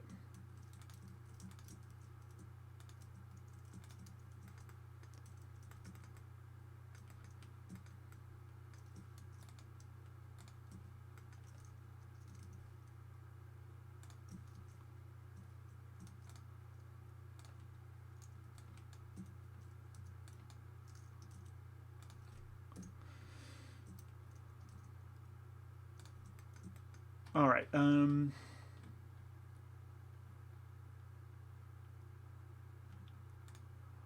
Let's see. Oh, you guys are helping him out, I think. Nice. Way to go, community. Control B, give that a little more shape. All right. I know it's not perfect. It doesn't match the reference, but I'm tired of moving all those pieces to try and make them fit. Oh, actually, maybe it won't be that far off.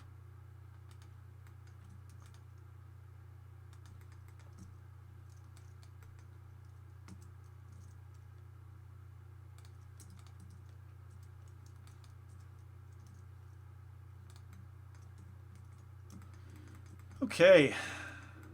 I think we have, we just need the rivets. How much time is left? 10 minutes, that's perfect.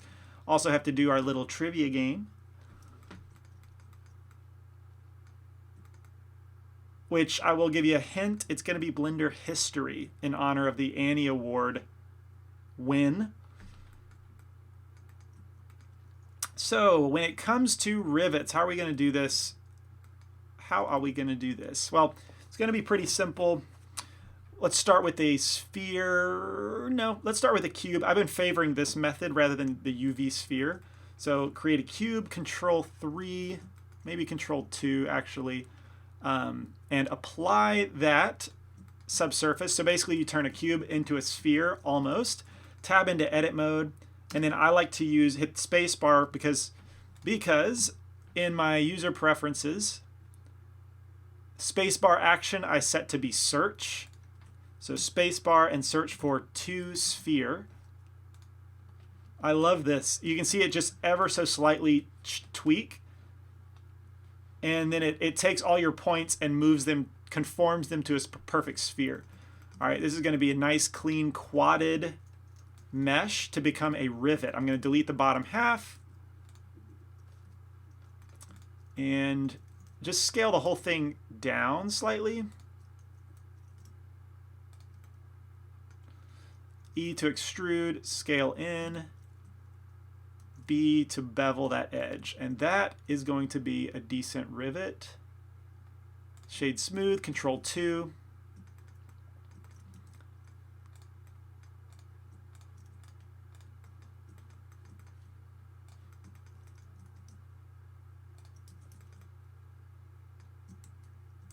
Excellent. All right. So we've got our rivet, and they're pretty massive. Let's hold the. I just applied the scale after shrinking it down slightly. Now I'm going to move my pivot point to an important position, which is going to be at the center of the bottom of the rivet. So select these verts, Shift S, cursor to selected, and then right click, set origin in object mode, I guess. Right click, set origin to 3D cursor. All right, now what we can use is the snapping feature. If we turn on snapping with the magnet icon and choose face, we can choose this option to align the rotation to the target. All right, that's really neat because as I move it around, you can see it's just snapping to the orientation of whatever edge or face I'm on. I also like to enable project individual elements because if you can see when I move when I have that setting enabled and I hit G to move, it maintains the offset from my cursor. Whereas if I turn that off, if my cursor is all the way off to the right side and I hit G, that's what it does. So once my cursor hits the surface, the rivet jumps over to my cursor, and I don't personally like that functionality. Turn on project individual elements and it will stay maintained offset. All right, so now it's just a matter of scaling this rivet, making sure it fits where we want. I want my location to be 0 to make sure it's in the center. We'll start populating these, GY. Keep in mind, I have the magnet icon on, and so I just can hit G and it'll automatically snap. If I remember correctly, there's one big rivet, 2 in the control, one big rivet on the end.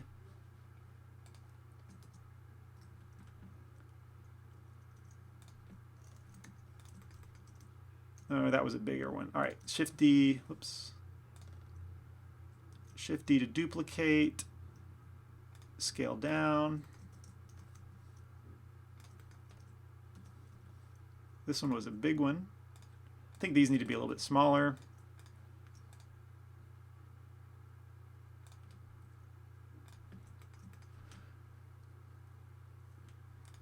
Why not use the Bolt factory add-on, ready to go screws and such? I've never used it, if I'm honest. Is that included?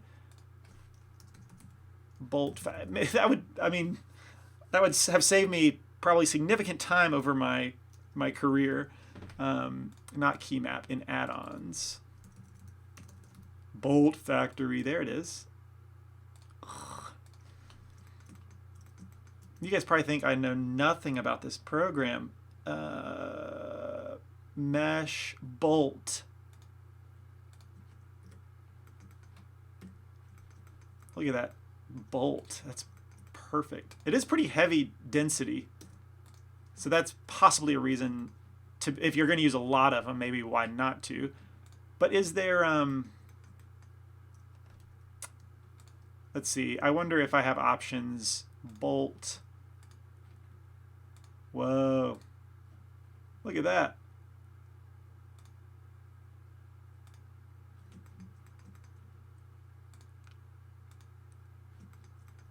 Look at this. How have I never used this before?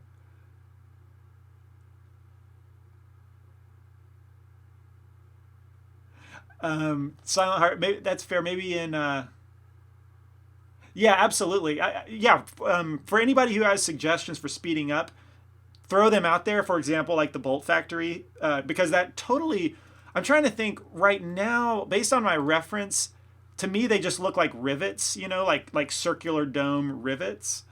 But so maybe the bolt doesn't exactly fit that context. But I'm trying to see also if there's. Oh, look at that. Yes, now that's cool. Like this would absolutely bit diameter. Look at this, guys. This is legit. I did work on a project recently that featured Phillips head, and modeling that kind of shape is pretty annoying. This is brilliant. Yeah, I don't know why I've not used this before. Hex. Dome. They do have domes. Man, this is so clever. I don't really need the bottom, the shank. So what if I thread length? Wow, this is fascinating. I need to spend more time on the Bolt Factory. I forgot that it was included by default. That's so legit. Should be probably on by default. That's pretty cool.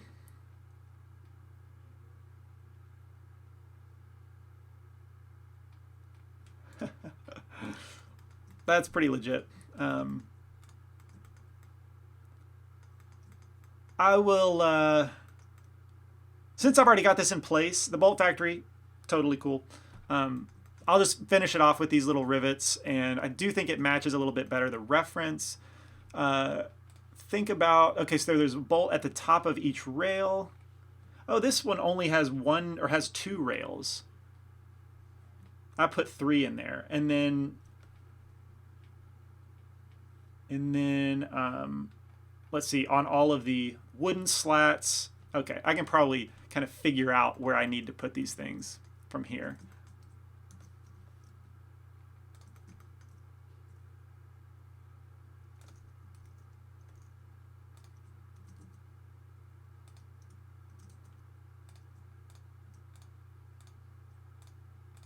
Let's go ahead and put all of these on their own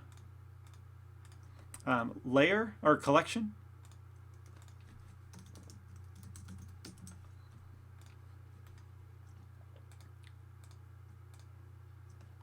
Also, what I can do is when I organize it, let's set the wood and the metal to not be selectable. That way I'm always clicking on my rivets.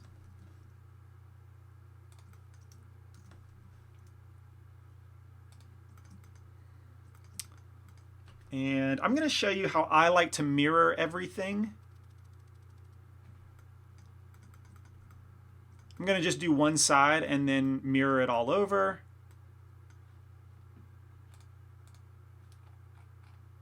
Okay, there is a rivet on the end up here.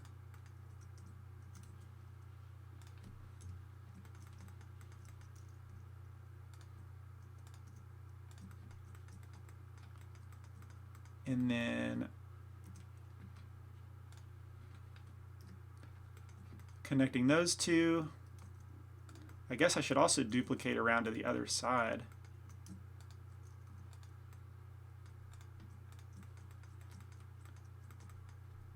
I'll just focus on the one up here. And I should be able to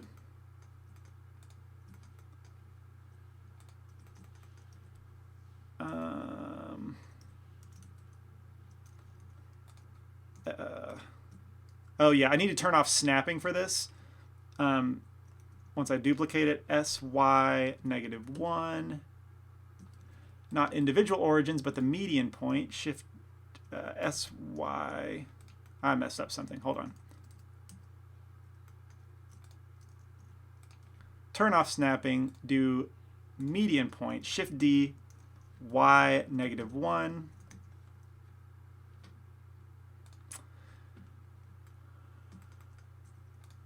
All right, that's not working. Let's just duplicate the old-fashioned way. Do the bottom ones first. Do one up top. I mean, doing it manually like this, the only benefit to it is it will feel a little more hand done. It's not going to be quite machine perfect. And that has its benefits. You know, if you want to put a little, give your modeling a little bit of character. But now I can duplicate and move these down normally. Almost done. Almost done. We're going to do the trivia game really quick. But I mean, really, this is pretty much it. But I told you I would show you how I like to mirror.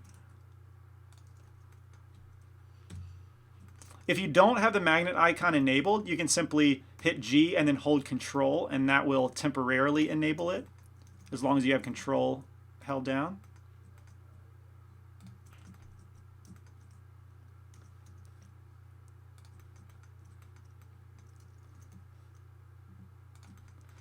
All right, I believe that's all of them. Fantastic.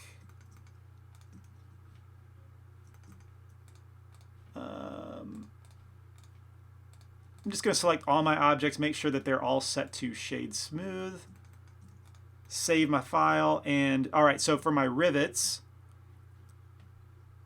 I'm going to select one, hit Shift G, select all based on collection, and then I want to deselect all my rivets in the middle. All right, so how I like to duplicate, I'm going to hit Shift C to make sure that my cursor is at the center of the world, and I'm going to add first, I should have done this first, an empty. I wonder if it will work without me having to do that. Maybe it will. Instead of doing that, let's first try just using our cursor. Duplicate these screws, SX -1. And yeah, that did seem to work. Okay. Sometimes that doesn't work, but it worked this time. However, by scaling them, I like to zero out I like to apply the scale, because negative scale can just be funky. So Control A, apply the scale, and you'll see that they all switch their normals to the inside. That's what happened when that shading issue occurred. But in 2.8, you should be able to, let me save my scene real quick, tab into edit mode for all of these objects. Yes, hit A to select everything. Excuse me, Shift N, and that will flip the normals the proper direction. All right, so now we've got those duplicated across. I guess I do need a couple more. I forgot in the middle. All right. And I believe we can call this done. We don't have a rope in there, but oh well. They didn't all have ropes, I don't think. Some people cut them off. All right, so we have finished the modeling. Took a couple more minutes, longer than 2 hours, but check out that sweet shadow. I mean, light. The sun's hitting my face, kind of weird. All right, if you stuck with me this far, let's get into the trivia. I'm excited about this. It was fun looking up trivia. Try not to mind that render error on my face. Yeah, the editing multiple objects at once does seem like it has a ton of application. It has been crashing Blender in my experience, Blender 2.8 in my experience, but now that it seems more stable, I do like it. Maybe in general, like my projects have been a little higher polygon, and Blender 2.8 doesn't seem to handle that super well in edit mode. It can take a solid like 3 or more seconds to just go to wireframe sometimes. Let's test that. let's, this might be a scene where it doesn't matter.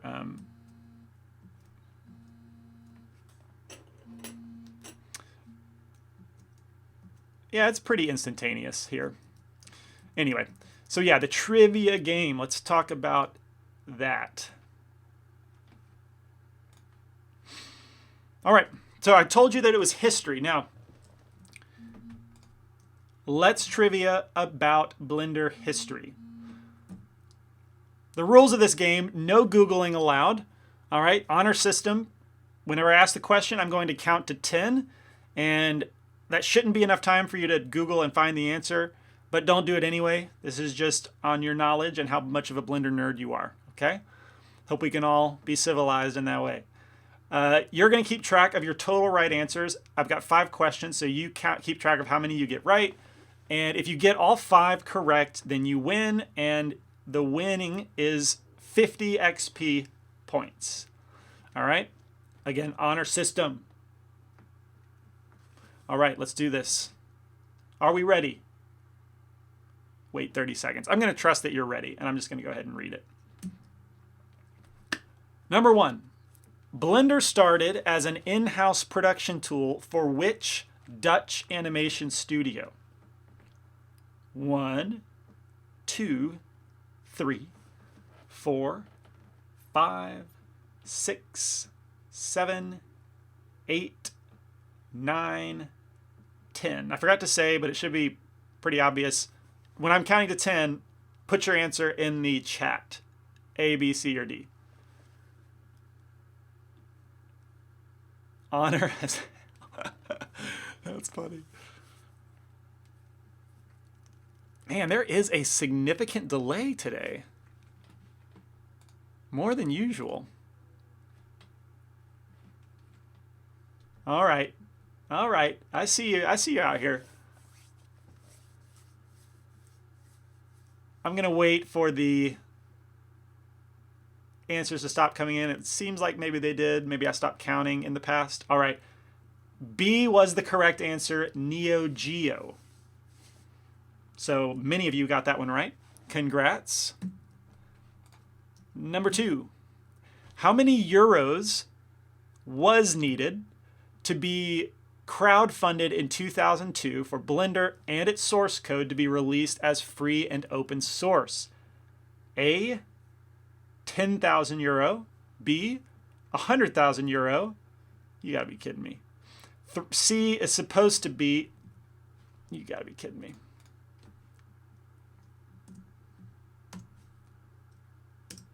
€1 million. Or D, €1.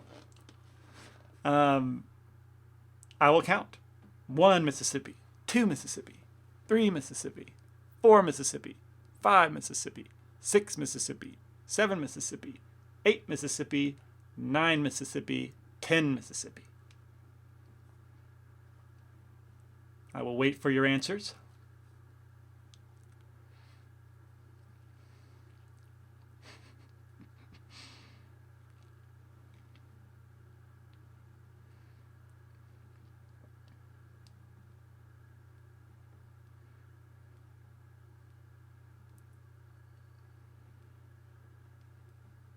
I see him coming in. Okay, there's a lot of letter B's. Several A's. A C. All right, looks like you guys stopped. The correct answer is B, 100,000 euros was crowdfunded. And I believe, I remember Tan saying that that was one of the first crowdfunding online things ever. Like before there was, what are the big ones? Kickstarter, or before, there's a few of them now. I forgot the other one. Kickstarter's the big one. But yeah, this is one of the first bootstrap crowdfundings that I think ever happened. So that's pretty cool. Number 3, the first Blender open movie was titled Elephant's Dream. What was the project's code name? Project Apple, that's option A. B, Project Peach. C, Project Orange. D, Project Apricot. I will count. 1, 2, 3, 4, 5, 6, 7, 8, 9, 10.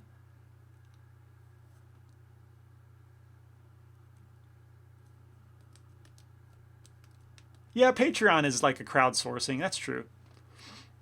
There's another one that Indiegogo is, I think, the one I was thinking of. C, B, C, D.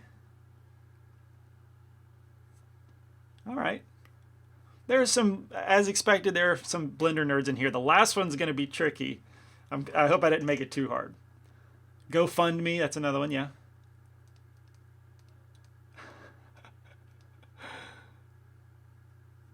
And that's a very honorable thing to do, Silent Heart, to not look at the chat. I kind of like to see your answers roll in, but it also would make sense to say don't shout out your answer, because that way there can't be cheating. But I don't know. I think it's fun. Because it also has the option, like, what if you thought it was something else, but you saw the chat say this and you're confused? So it has its strategy in there too. All right, I think you guys stopped guessing. Project Orange, C is the correct answer. Several of you got that. Number 4. Which month and year was Cycles added to Blender Trunk? I referred to this either last week or a couple weeks ago, so this is somewhat fresh information in this stream particularly. But is it A, October 2011, B, December 2011, C, February 2012, or March 2012?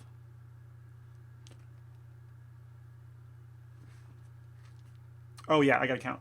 1, 2, 3, 4, 5, 6, 7, 8, 9, 10.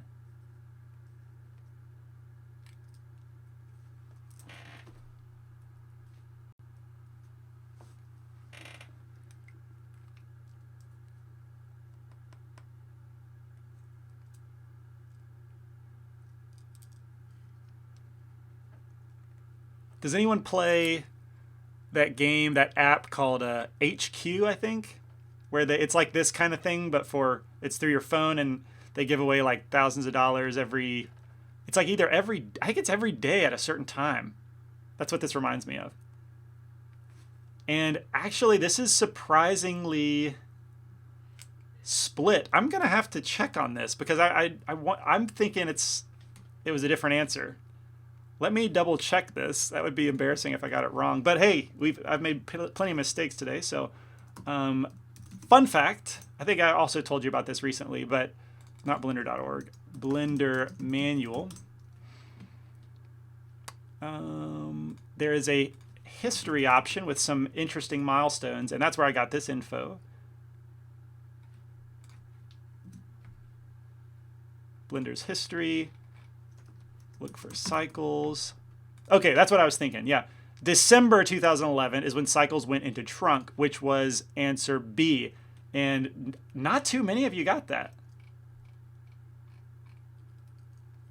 Surprising. All right, next one. Number 5. What's the date of the... This one's going to be tough, I think. What is the date of the oldest known Blender source file? I think some of you guys recently watched the video where this came from, where it was celebrating Blender's 25th anniversary, I think, and Ton recovered this version of Blender, the oldest one he could find, and there was a date on the oldest file. And so your options are A, July 12th, 1992, January 10th, 1993, January 2nd, 1994, or June 7th, 1994.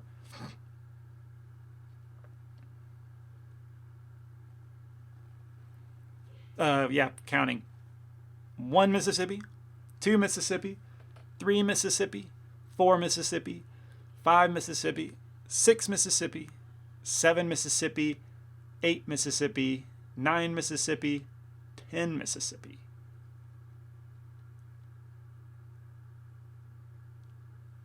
Peter, I trust you. I laid down the law, the pressure pretty heavily to be honest, so I trust you guys.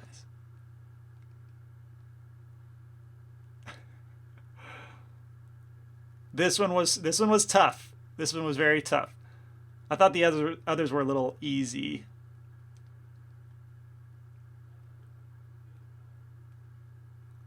A for sure. A, B. Guessing C. I'm afraid I'm so mistake prone. I'm gonna have to load the video and see for ourselves. But I'm pretty sure the answer is C. January 2nd. That's what I have down. But let's find out. YouTube Blender 25 years.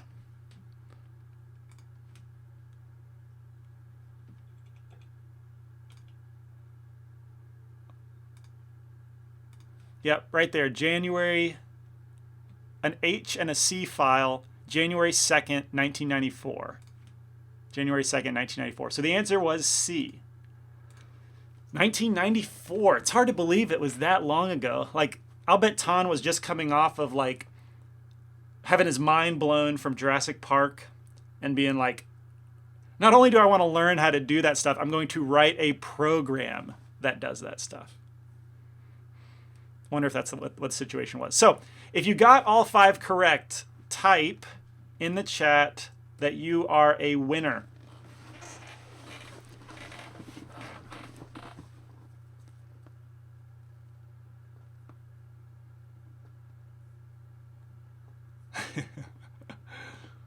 If there aren't too many winners and I feel bad, I'll just... I mean, it only seems like there's maybe...